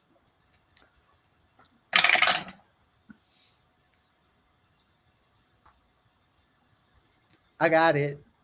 You got it. Okay. I got a 50 for library use. I got a 51 under 55. Doesn't it? I mean, I'm pulling this out of thin air, / like things my mom told me never to do when cleaning the house. But doesn't it make chloroform when you mix like bleach and ammonia? Yeah, I'm that's looking a at the rough- chat. That's a rough that's Oh. like a backyard chloroform. Okay. Chat's cluing us Yeah. in a bit. Acetone and bleach powder. Any serial killers in the chat? Weigh in. Hey, Cozy don't Wozy ask. has said mustard don't gas. ask questions We you can just don't go want with to know mustard the gas. answer to. but I do want the answer. But if you wait, we gotta be wait. If we stop mixing, we could kill them as easily as we knock them out here. Well, okay. So, all right. Let's peel back the curtain for a second. Here's what would need to happen. So, you would need to first use like your library use or medicine to successfully study the book to learn about like a chemical composition you could use. Then you would need to make a luck roll to see if those ingredients are actually present in the premises. Then you would need to make another roll to see if you are able to like mix the proportions of these ingredients together in such a way that would achieve the desired effect without killing these people. Be a chemistry roll. Something like that. Sure. Okay. So I'm one. I did step 1. I'll roll the luck next. Yep. Science roll. All right, listen. we've got to do all of this. If y'all are planning to burn the house down, y'all gonna need to do it before morning because there were some people who took off while we were on our way in here. They're gonna be back at some point. Well, I've been trying to set the house on fire this whole time. Can I get to it? Penny's in the corner, like striking a match. She's like, "What?" No, not yet. Steady, get over. You lovable. Oak. It's Get going over to here. take. It's going to take a minute. If y'all are dead set on burning this shit to the ground, it's going to take y'all a minute to figure out how to set every fucking piece of this house on fire. I say, you and me, Hugsley, let's go out to the barn. Let's see if anybody is not hostile and see if there's anybody we can move to one of these cars and then drive these cars over to where the other car is. That's much better than my idea. And then by the time y'all are done setting the shit on fire, y'all can come and help us in the barn with the folks who are hostile. Great. Good work, team. Does that sound good? Absolutely. I just want to let you know there's going to be a time limit once I start this match. That's why I'm saying we're going to go get a head start. We got to whatever we're gonna do. We got to do it fast. So Sounds I'm good. with Sweetie. I think that's a good plan. Are we set? Because we're in this together now. Yep. All right. Great. So here's what I'll say. Sweetie and Hugsley are the ones going to the barn. Is that right? That's right. Okay. Yep. So in doing so, it's pretty. Oh, actually, also before I do that, I want to put a fun picture on stream because I found it. Can I go with them because I'm nervous about them with the people? Sure. Who Sure. I feel like I can Benny and Buddy got defend it. myself. I know Whoever- you can, Professor. I know you can. Whoever else goes to the barn, but Sweetie is definitely going to the barn, right? I'm going to the barn. All right. If you go to the barn, for the most part, the other three people that are remaining in the barn, the only one who seems potentially hostile to any of you is Gladys towards Sweetie. There's only 3 other people. I thought there was like 6. There were 4 total, and Annabelle is in Okay. Annabelle is in Dicky's car currently. Okay. Is in his roadster. All right. All right. Well, we'll keep you So- two separated. I'm in my imagination, I'm moving things forward now. So 3 of us are now on our way out the door. That's right. Is that all right That's to right. say? That's what's happening. Yeah. Why don't you 2 go in first and try and get Gladys out? I'll get you. Sure. Hugsley walks in and goes, "Be not afraid." No response. Wait, so if you go in and Sweet is hanging back, the 3 people in the barn, as you say that, just they don't even look at you. They're just like All right. staring blankly into space. How about that? I'll get Dicky, it worked. Gladys. I'll get Gladys first, and then you 2 get the other 2. Fair? All right. Yes. Okay, cool. do so. I remember earlier you guys said we said that you found the key like a week or 2 ago. So Dicky, it's easy enough for you to unlock whoever you need to unlock, and Gladys goes with you without any argument. So where are you taking her? Because also the truck, we fucked I know up. we the can engine do 2 cars. So let's put her in the other usable car, and somebody else can drive that. So then you come with. So then you'll end up in the roadster, Sweetie. But yeah, we can put if we have 1 or 2 people in the other car and 2 of them in there, and then we can have Gladys and someone else in there, and then we have Annabelle and someone else in the other one. We can retcon and say that Buddy said that he would drive. Buddy can drive the other vehicle. Great. Can Buddy do a spot hidden check? Okay. He For wants what? to see if possibly there is a oil can near the barn for farming equipment that would be used for like a tractor or whatnot. Give me a luck roll. Yep. And it happens to be filled with gasoline, and there's matches right next to it. Oh, big And money, look, big money, there's big money, no dynamite. whammies. That is a 1. That is Ooh, a baby. 1. They burning this. They burning That this. is an I extreme. know. That is a critical success. There are a bunch of red barrels, like from a video game, all over. Yeah, right. Let's say caution with XX. Yeah, on like the them. big Yeah. biohazard sign on them. Calcifer from Howl's Moving Castle pops up and just is like, "What do you want?" Yeah. No, there absolutely, Yeah. absolutely in that barn. You are it. There they are. You see some like gas canisters. So Buddy like hopples over, like kind of like limps over, and he picks up the gas canister and he sees Dicky and Hugsley and Sweetie, and he goes, "Well, don't mind me." And he just kind of walks back toward the house. So he moves toward the house, and I've been like pointing Benny, toward the kitchen, by the stove. Get him by the stove. Put the bodies by the stove. My And so we're God. like dragging the bodies over by the stove. And Buddy, what he starts doing is he takes his shoes off. So he takes his shoes off and he puts them by the front step. And so now he's just in his socks. And he starts dousing gasoline on the front steps and through the front door, leading into where what's his name was shot in the knee, covers that area in gas, then runs the rest toward the kitchen, to the stove, to the oven, and puts the gas canister down. Nice. Okay. And he goes, cool. All right, Benny, out the side door. Hugsley looks Okay. over. Hugsley looks over this sweetie and goes, when I got in that car, I didn't think I'd be doing any of this. No. I'm having an impulse here to maybe roll a con save. What about? Or I think I might throw up once we start dousing people in gas and stuff. Insanity check.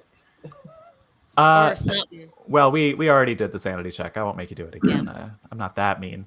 I mean, I'd like to be, but I'm just not. Yeah. Go ahead. Give me a con roll. See how you do. I'd like to too look at all the No, bodies. see if I'm there's all right. any I'm all right. weapons I can see. Hugsley, Sorry, wait. Maybe Hold on one Sweetie second. Benny, what were you saying?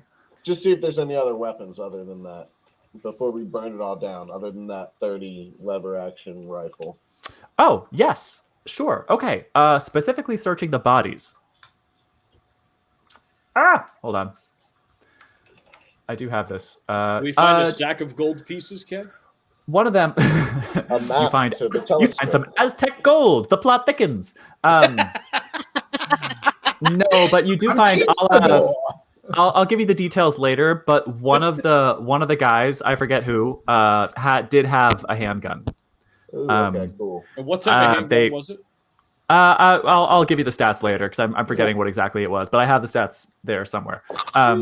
He was killed before he had a chance to use it. And Roddy had a knife. Roddy has a knife, like a small knife, like a 1d4 knife.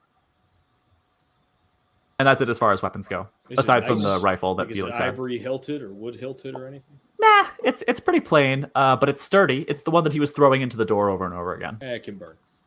So I'll take it. yeah, all right. Yeah, I'm taking the handgun and the knife and the rifle. I'm taking them all. I'll do Buddy, Hand but- grenades anywhere, okay? Yeah, Any hand dynamite. grenades? Is Can I there roll a for spot hidden dynamite? Is that is there an Spot hidden M40 heavy dynamite? machine gun in the barn? So before you grab that stuff, Benny, Buddy's gonna go give it here, and he pours gasoline on a rag that's like sitting on the oven, like a rag that you would like pull stuff in and out of the oven with. Pours gasoline on it, and he rubs the handle, he rubs the barrel, he rubs the handgun, he rubs the lever action, he rubs all of the stuff that would have. I don't think they can dust for prints yet, Ned. Yeah, I don't think so either. But I love where your head's at. You're like, yeah. See, like he cleans it. He cleans it with a very powerful solvent because gasoline Yes. is He's a like- very powerful solvent. Yeah. Buddy's making sure there's no chance. Yeah. And he hands everything back to him. Maybe I don't know when fingerprinting was invented, but maybe Pinkerton like already has it. Like they're See, that's what I'm okay. thinking. I'm thinking that Yeah, Pinkerton, like he knows because they're a something. detective agency, I'm thinking that Pinkerton is already doing stuff that people aren't doing. Like if anybody Pinkerton's- was gonna take the extra step of cleaning this gun, it would probably be Buddy. like I maybe would think Dicky, that but probably Buddy. Pinkerton would be like one of the first to look at bullet trajectory. Would like go Yeah. into a situation and be like, he stood over here, and like would map out where the bullet went or where things were happening. Cool. So I'm just cool. playing with that. All right, cool. Love it. Yeah. So you are able to, to your knowledge, you are confident that this gun has no other evidence on it of its owner, and that it is just a gun. So Buddy's going to take a step further, and he's going to just to make I'm sure so that wrong. I'm so sorry. The first recorded usage of recording fingerprints from an individual was in 1892. Yeah, that's- Wow. I am Okay. incredibly wrong. Yeah. What about I'm dusting sorry. for Good work, prints, Ned. though? Yeah. And thank you, Jago's my fishing. big thing that I'm worried about is like black powder residue. So like Okay. imprinting on bullets and guns, like model numbers and whatnot, and being able to trace back to who had them and who bought them. Yeah. That's sure, like what sure. I'm thinking as a Pinkerton agent. But so Buddy's gonna take the gallon, whatever's left of the gasoline, and sort of douse the going upstairs to kind of help the fire head up the stairs and take care of the upper rooms. And he's gonna leave the gas can up there, so eventually it'll hit to it. And then he's gonna move Benny out to the front step and go, oh, now we wait.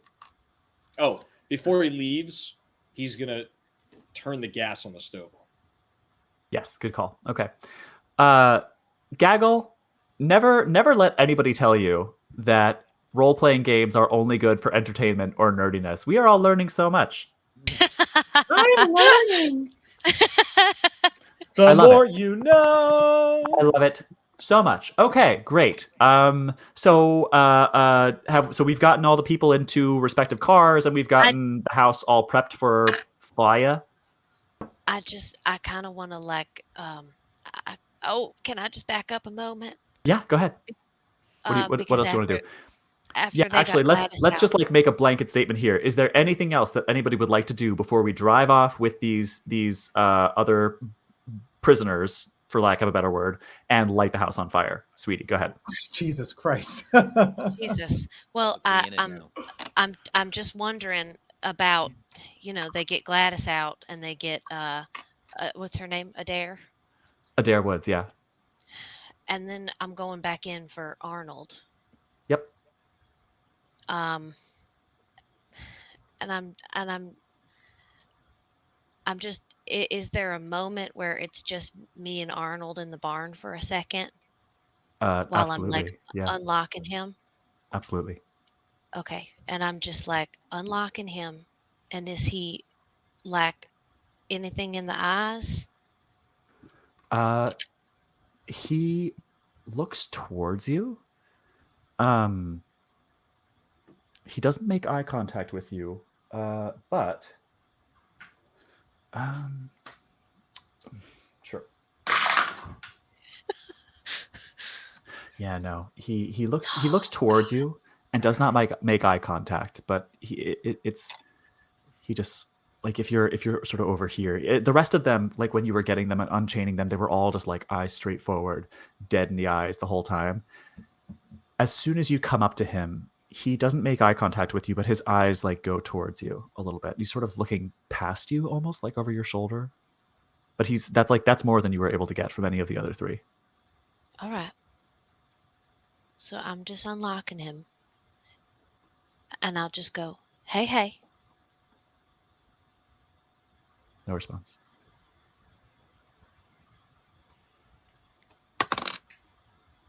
You got to snap out of it now, all right? You got to snap out of it. Okay? Do you hear me?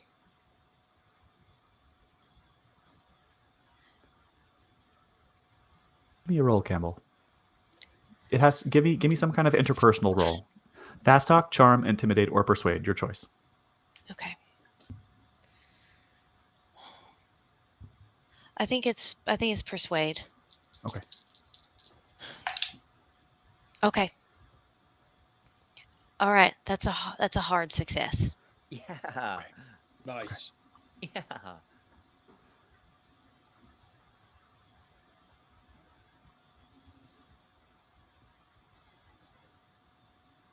Sweetie? Yes. Sweetie, what are you... Yes. What are you... Hey. What are you doing here, sweetie? I know. Listen, I'm gonna unlock your wrist here really quick, okay? Hold on so I can get your hands, okay? And I'm gonna hold his hands. Where's Gladys? Gladys I don't want her to... Where is she? I know. I took care of it, and she's okay. All right? And she's in the car with a friend of mine, and she's okay, and she's away from here. And I just, listen, we don't have a whole lot of time. and we're going to take you somewhere safe. But I just want to know, can you tell me anything about what has happened to you? Because listen, baby, I am fucking on the case now. I am on the case. All right? Is there anything you can tell me before you go away again? Because I know that's how this works. All right? Go away. I saw. We were. Father Fitzgerald, he. All right. Yeah. Where? Mhm. And he kind of he's sort of looking around trying to recall, and you can tell it's like really taking a toll on him. It's like taking a lot. And he said a better life awaits the blessed. Okay. And then he looks around a little bit more, and his face screws up a little bit, and then he looks up, and his eyes meet yours again. He says, I wasn't.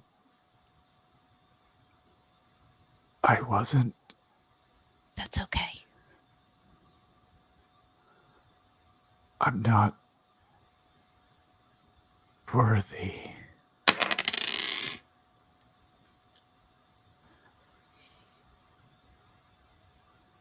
And his head sort of drops a little bit. All right. Okay. I'll just take his head in my hands, and I'll give him just a sweet little kiss on the lips. Ooh. Hugsley's gonna be jelly. Hugsley's gay, bro.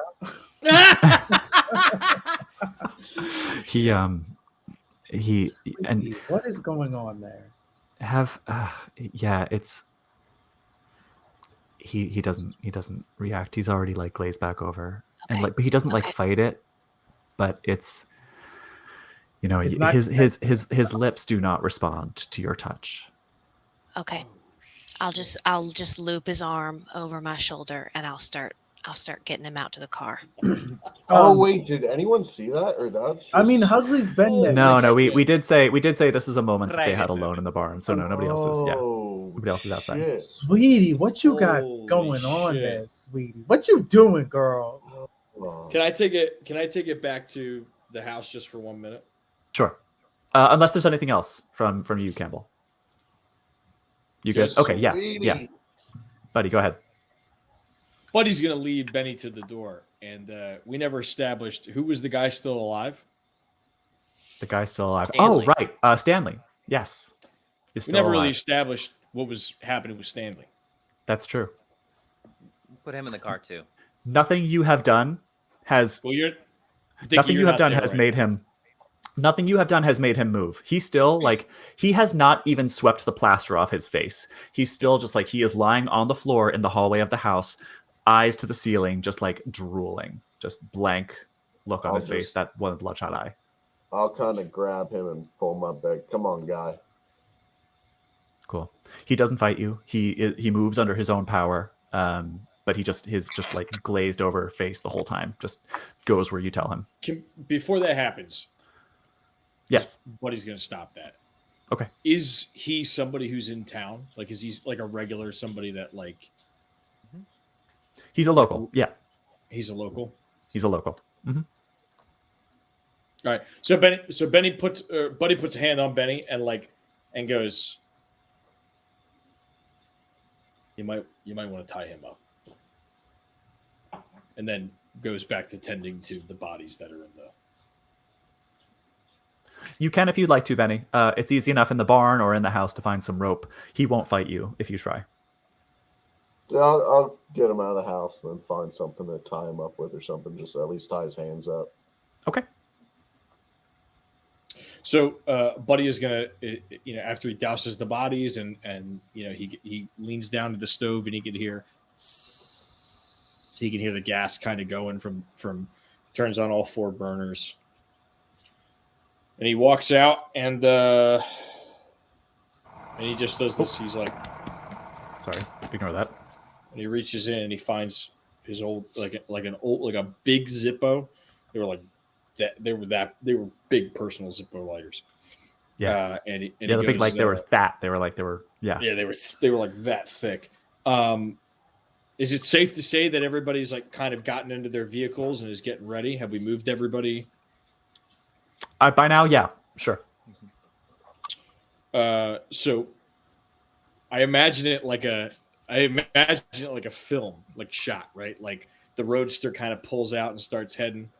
Benny pulls around. He's driving. We've arranged, I feel like I was like, I'll drive, and Benny was like, you just been shot. You can sit in the side seat.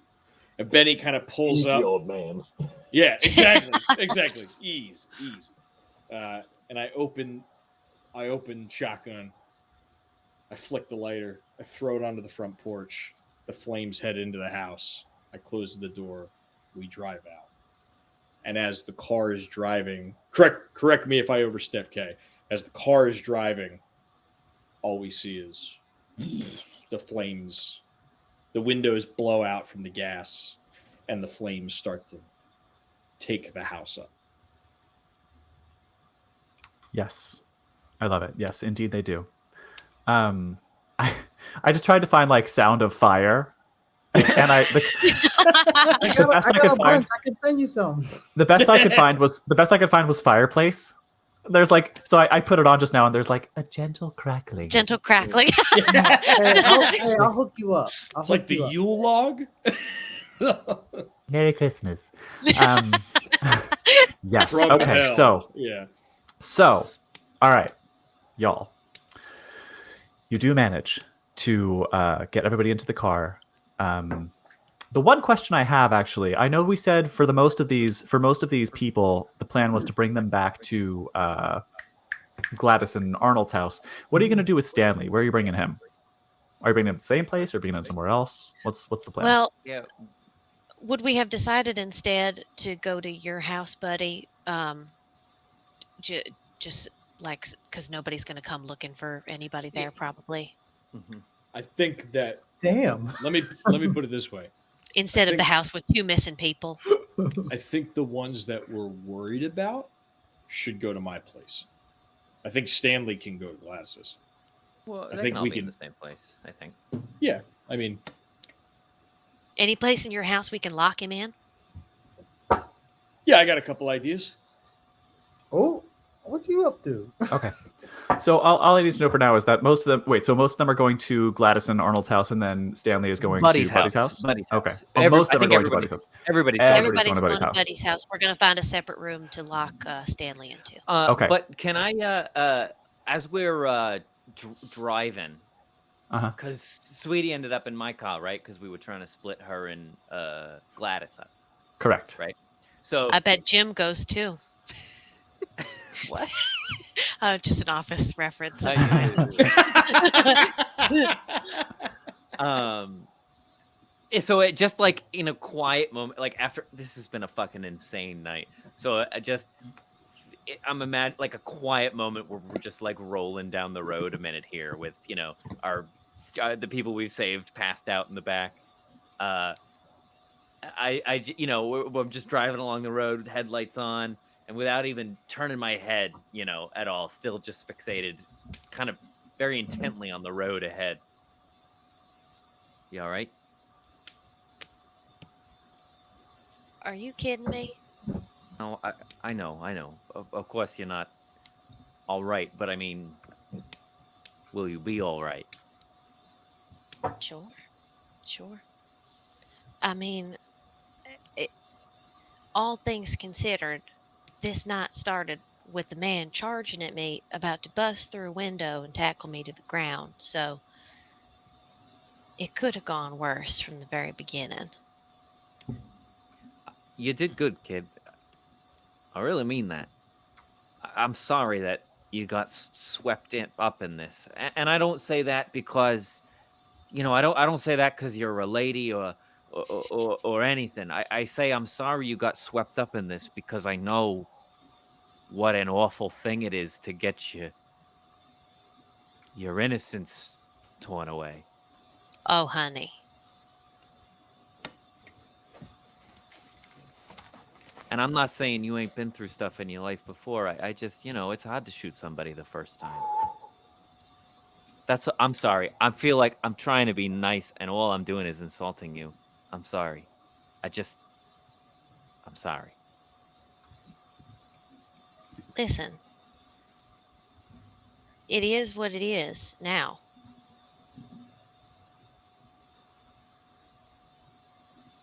Yeah, I suppose I gotta stay alive. That's it. And all the shit that happened tonight, that was not what I planned for. But I mean, I gotta stay alive. Mm-hmm. I'm planning on getting everybody home safe. Everyone's going to be home by Christmas on this mission. I'm not going home. Well, how are we going to go home after all this? Who's going home? Who's going to be home for Christmas? look, I know this is a lot. And I know that your world, all of us, all of our worlds, will never be the same after this.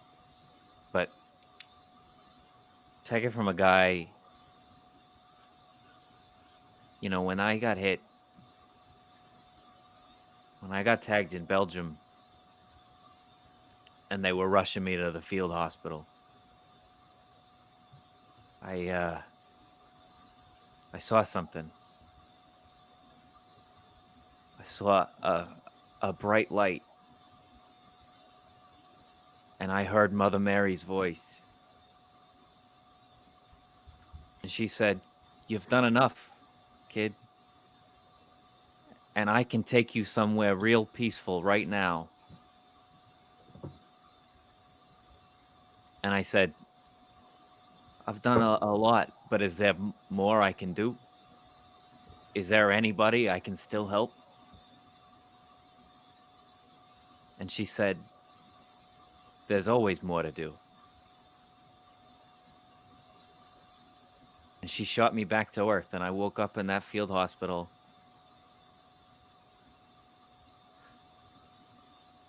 With a mission. There's always something after a bad thing. Always. Always. Right. I always liked her. She's a nice lady. Mm-hmm.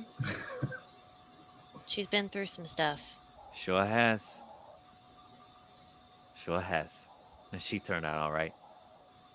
Mm-hmm. Anyway. All right. I'm going to just look it over my shoulder in the back seat. Make sure everybody back there is still kind of conked out. Is Hugsley in that car? Yeah. Yeah. He's in the back. He's in the back. Hugs is in the back, minding his damn business. Minding his own business, yeah. And, pretending to be asleep like a little kid. No, he's not asleep. Hugs is not asleep. He's just minding his business, letting the heteros do their hetero thing, and he's journaling. He doesn't want to forget what happened tonight. He wants to make sure he gets it right, so he's journaling. I don't think there's much risk of Hugsley forgetting what happened tonight. And I'm just turn and gaze out the window. What about the gays, huh? Oh, my bad. Oh my god. Can we cut to Benny and Buddy in the car? Yes, please do. Also, just for all of you, something to think about while this scene is playing out. I just want to know, I will want to know in a moment where you're all planning on sleeping tonight. Buddy, go ahead. So Buddy's sitting in the passenger seat, and he looks over at Benny and he goes, "Well, this obviously ain't your first rodeo, is it?" I wish I could say it was. Yeah, you knew pretty well where to grab those bodies when I told you where to move them. So I figured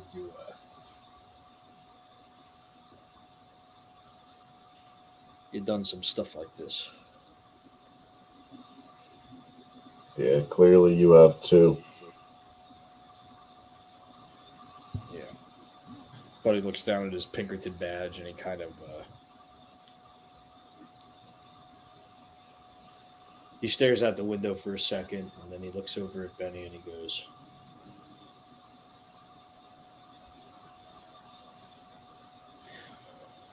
"You know, Betty, I'm pretty convinced that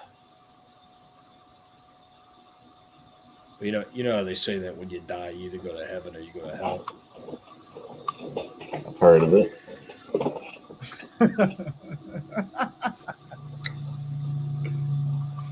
Yeah, well, if I've I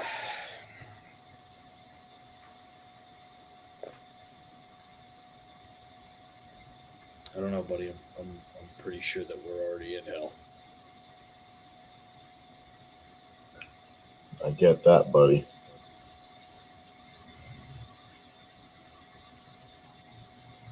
I feel like there's this. I feel like there's this demon, like this devil. I get, I don't know, some sort, and he just keeps. I try to do good. I tried going to church.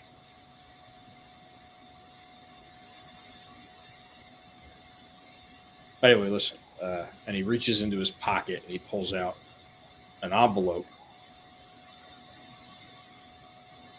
And it says to Leah on it. And he hands it to you, Benny, and he goes, Oh, no. he goes, "Listen,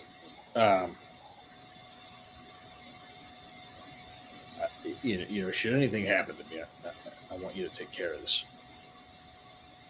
And listen, I don't want you to ask any questions. I just want you to take it. And in the off chance that something should happen, you fucking mail the letter, all right?" He'll grab it, kind of look at it, tuck it in his jacket. You know, buddy, sometimes this world needs people like you and I. Do things that other people might not be willing to do. Just keep your eyes forward. Keep thinking about what's on the other side.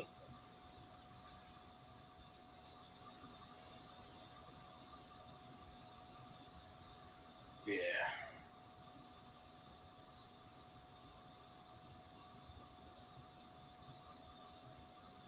Listen, I know you and you got a family, right, Benny?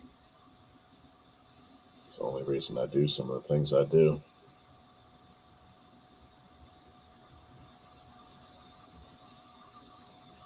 Well,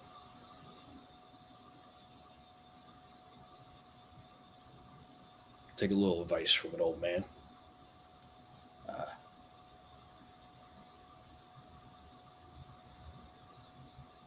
Stay out of the shit. I mean, don't get me wrong, you're good at it. You know what you're doing, but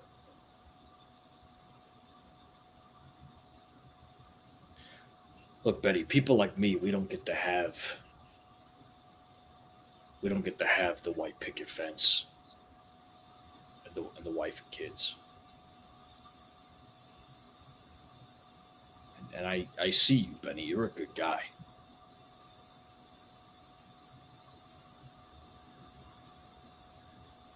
Just think about that, all right? Because it ain't too fucking late.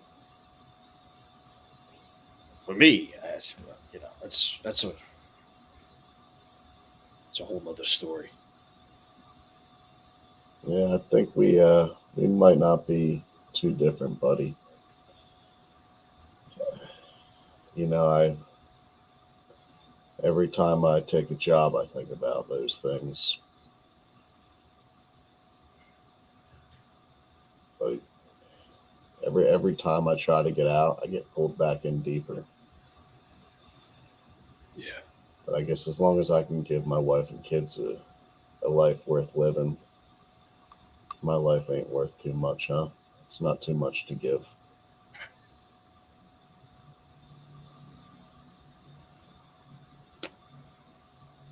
Yeah. And then he'll give Buddy a big pat on the chest. We'll say, Yeah, Buddy, come on, guy. At least we got each other. And Buddy will take the hits and go, Yeah. Jesus, you young kids. My God. Listen, when we get to my place on 4th, once we get everybody situated, I got something for you in my room. I want you to have it. Yeah, I'll tell you about it when we get there.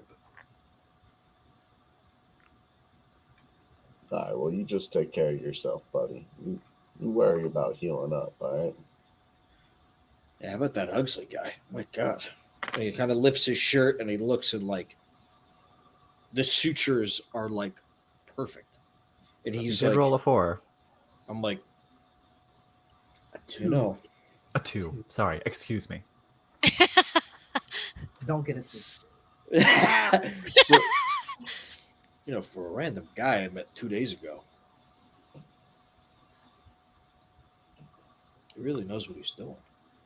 Yeah, Benny kind of glances over at it. He's like, that's the first time he did that. That dude sure has got some fucking skills.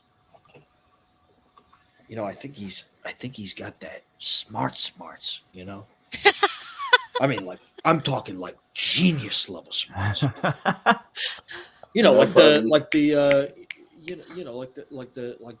Edison. Creating the light bulb and shit. I mean, It's one of those things I just let go over my head. I just keep focused on what I gotta deal with. Yeah. I hear you there. All right. Point and shoot. 1 foot in front of the other. I hear you. Aim and punch. You're all right, Benny. And he gives him a pat back and goes, "You're all right." Oh my God, I love it so much. I'm officially Team Bunny, just so you all know.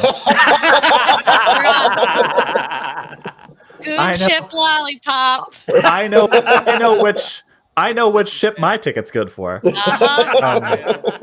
Okay, so the last question I have for all of you is, where are you going to sleep tonight? I don't know. Well, I don't think we should split up. I think maybe if we're not gonna charge the steakhouse tonight, if we're dropping everybody off at Buddy's, can we all just crash there? I mean, That's up to Buddy. Yeah. I correct me if I'm wrong. I figure we once we head down the highway a little bit, we get off. We both pull off to the side of the road at the same time. Yeah. And the 5 of us kind of get out, and we're like, all right, so we're going back to my place. Where we all sleeping? And Dicky asks that, and I'm like, well,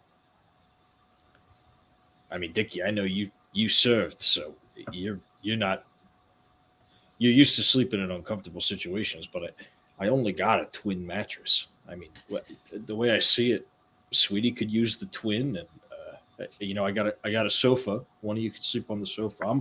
I can sleep on the ground. I'm okay with that. I just need a pillow. I got a bad kink in my neck, and if I don't have a pillow underneath it, it just Listen, you learned it really works me up. I'm just saying. Listen, you learn to sleep in a trench with shells falling on you all night. You learn to sleep anywhere. I just don't want to split us all up. I just rather know where everybody is. Yeah, absolutely. Where are we keeping everybody else? Are we all gonna lock ourselves into the bedroom, or should we lock everybody else in somewhere? Do we need to make sure that nobody gets away and wreaks havoc? Maybe we could set a watch. All right. But Buddy kind of he looks at Betty and he goes, better late than never.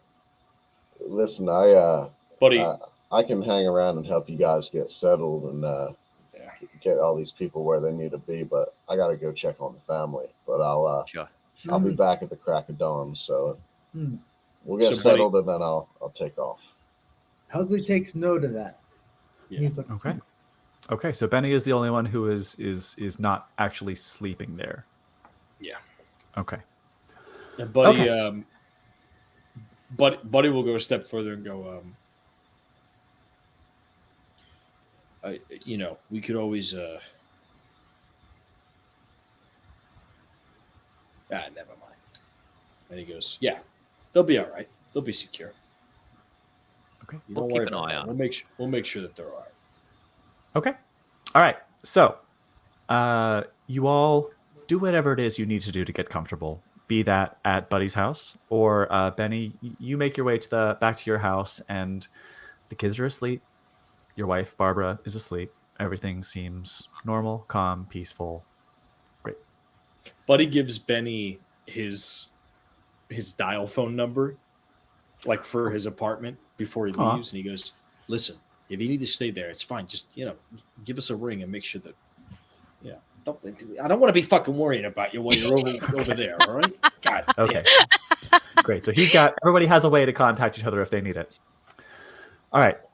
So each of you, wherever you are, just fall down exhausted into your pile of clothes or your mattress or what have you.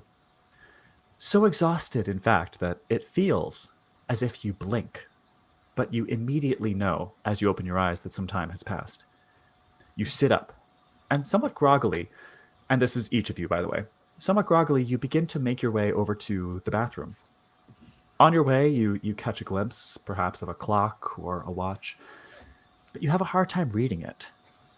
The numbers seem to keep changing. You can't quite get a handle on it. Fuck The best, me. the best approximation you seem to be able to gather is 2544. And you know that to be nonsense, but it's at that moment that you realize, you think to yourself, I must be dreaming.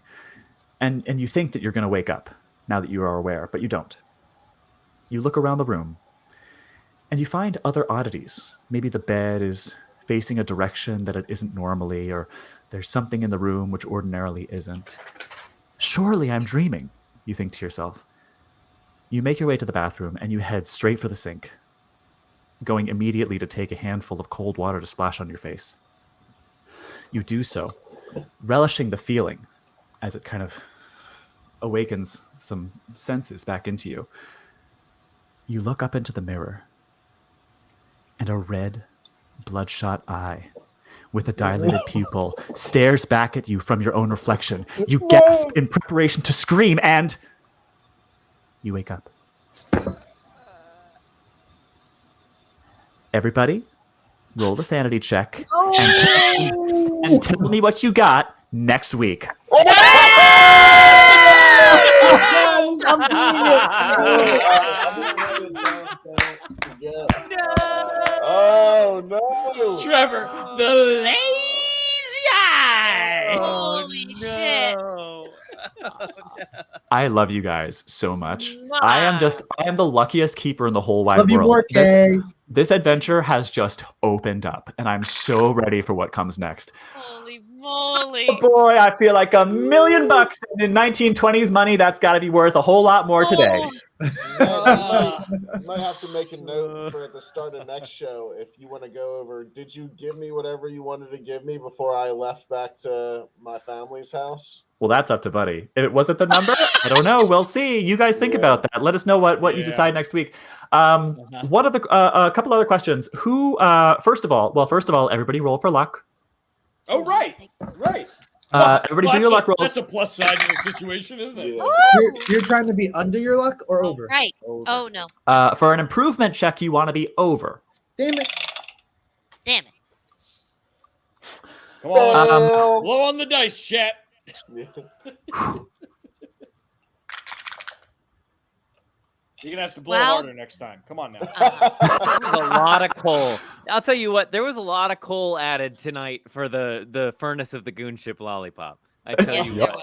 was. Yes, there was. While Benny and Buddy were riding in the car together, I had this moment where I just went, "Whoom," and I was like, "This is the coolest." Like, My life has never been cooler. Let me tell you what, Campbell, let me tell you what. I had that moment like 8 times tonight. Okay, so figure out all your luck rolls. If you succeeded, as in if you rolled higher than your luck score, add a d10. You don't have to tell me what it is. But buddy, I do need you to roll a con. Roll against your con to see how you do with some wound recovery. Come on. All right. Was it with Chat? advantage? Well, it just roll against your con. Yeah, don't worry about damage just yet. Chat, I leave it in your hands tonight. Go ahead and give it a nice. Buddy's counting on you. Come on, baby. Chat, you did good. That's a 7. Hey! A 7. Yeah! Ned, is that an extreme success? On my con, that is a 7 under 60. I believe that is. Holy I believe shit. you're right. Yeah, sometimes. Yeah, it totally is. Okay. You get to add 2d3 hit points to your Come back to you on! Okay, for an so extreme success. I'll do. So 2. I guess you can either roll a d4 twice, and if you get a 4, just re-roll it, Reroll? or Yeah. you can like roll a d6 and designate the Okay. 2 as a 1 or whatever you want to do. Wow. So that's 5. That's 5. Nice. Hit points All back. right, you get 5 hit points back. Nice. And actually, let me double check something real quick. Does that mean there are 2? I think. Oh, I think you think no we should longer still- have Oh, okay. a major wound. I would love, Kay, if it's okay for you, if I could Mhm. take something like a limp or like a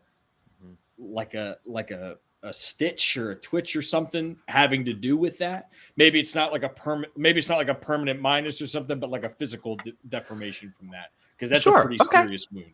you By know? the rules of the book, that would happen automatically if you got a crit fail.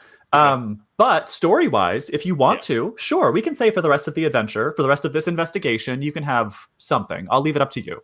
Yeah. We'll chat throughout the week, and we can decide which one fits him the best.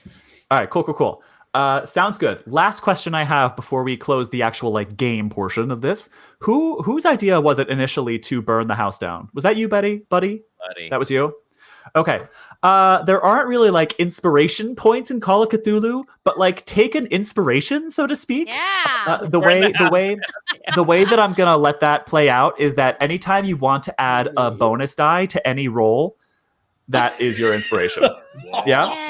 Thank you, Kay. You're welcome. I'll Who'd have explain thought why. being a fucking arson really just gets you in the door? I'll explain why down the road, but just know that you have an inspiration, so to speak.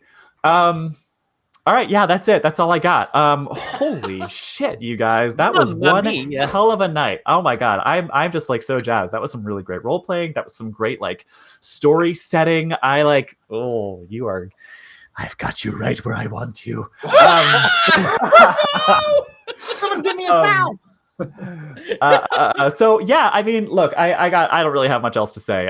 Thanks to everybody watching. Thank you, Gaggle. You guys are the best. All of you who said I'm so down for arson, you're absolutely right. I learned something about myself tonight. And thanks to our two sponsors, we got Modern Artifice, Goon 10 on their Etsy store, and C4 Labs, Goon 15 on theirs.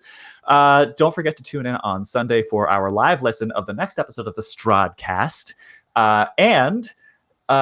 So we do that at 12 Eastern. We do a live listen on YouTube. Hop on in, take a listen. If you're a Patreon supporter, thank you so much for doing so. If you're not, consider it. If you can't, that's fine. Give us a follow on Twitch. Give us a follow on YouTube. Hit the bell for notifications.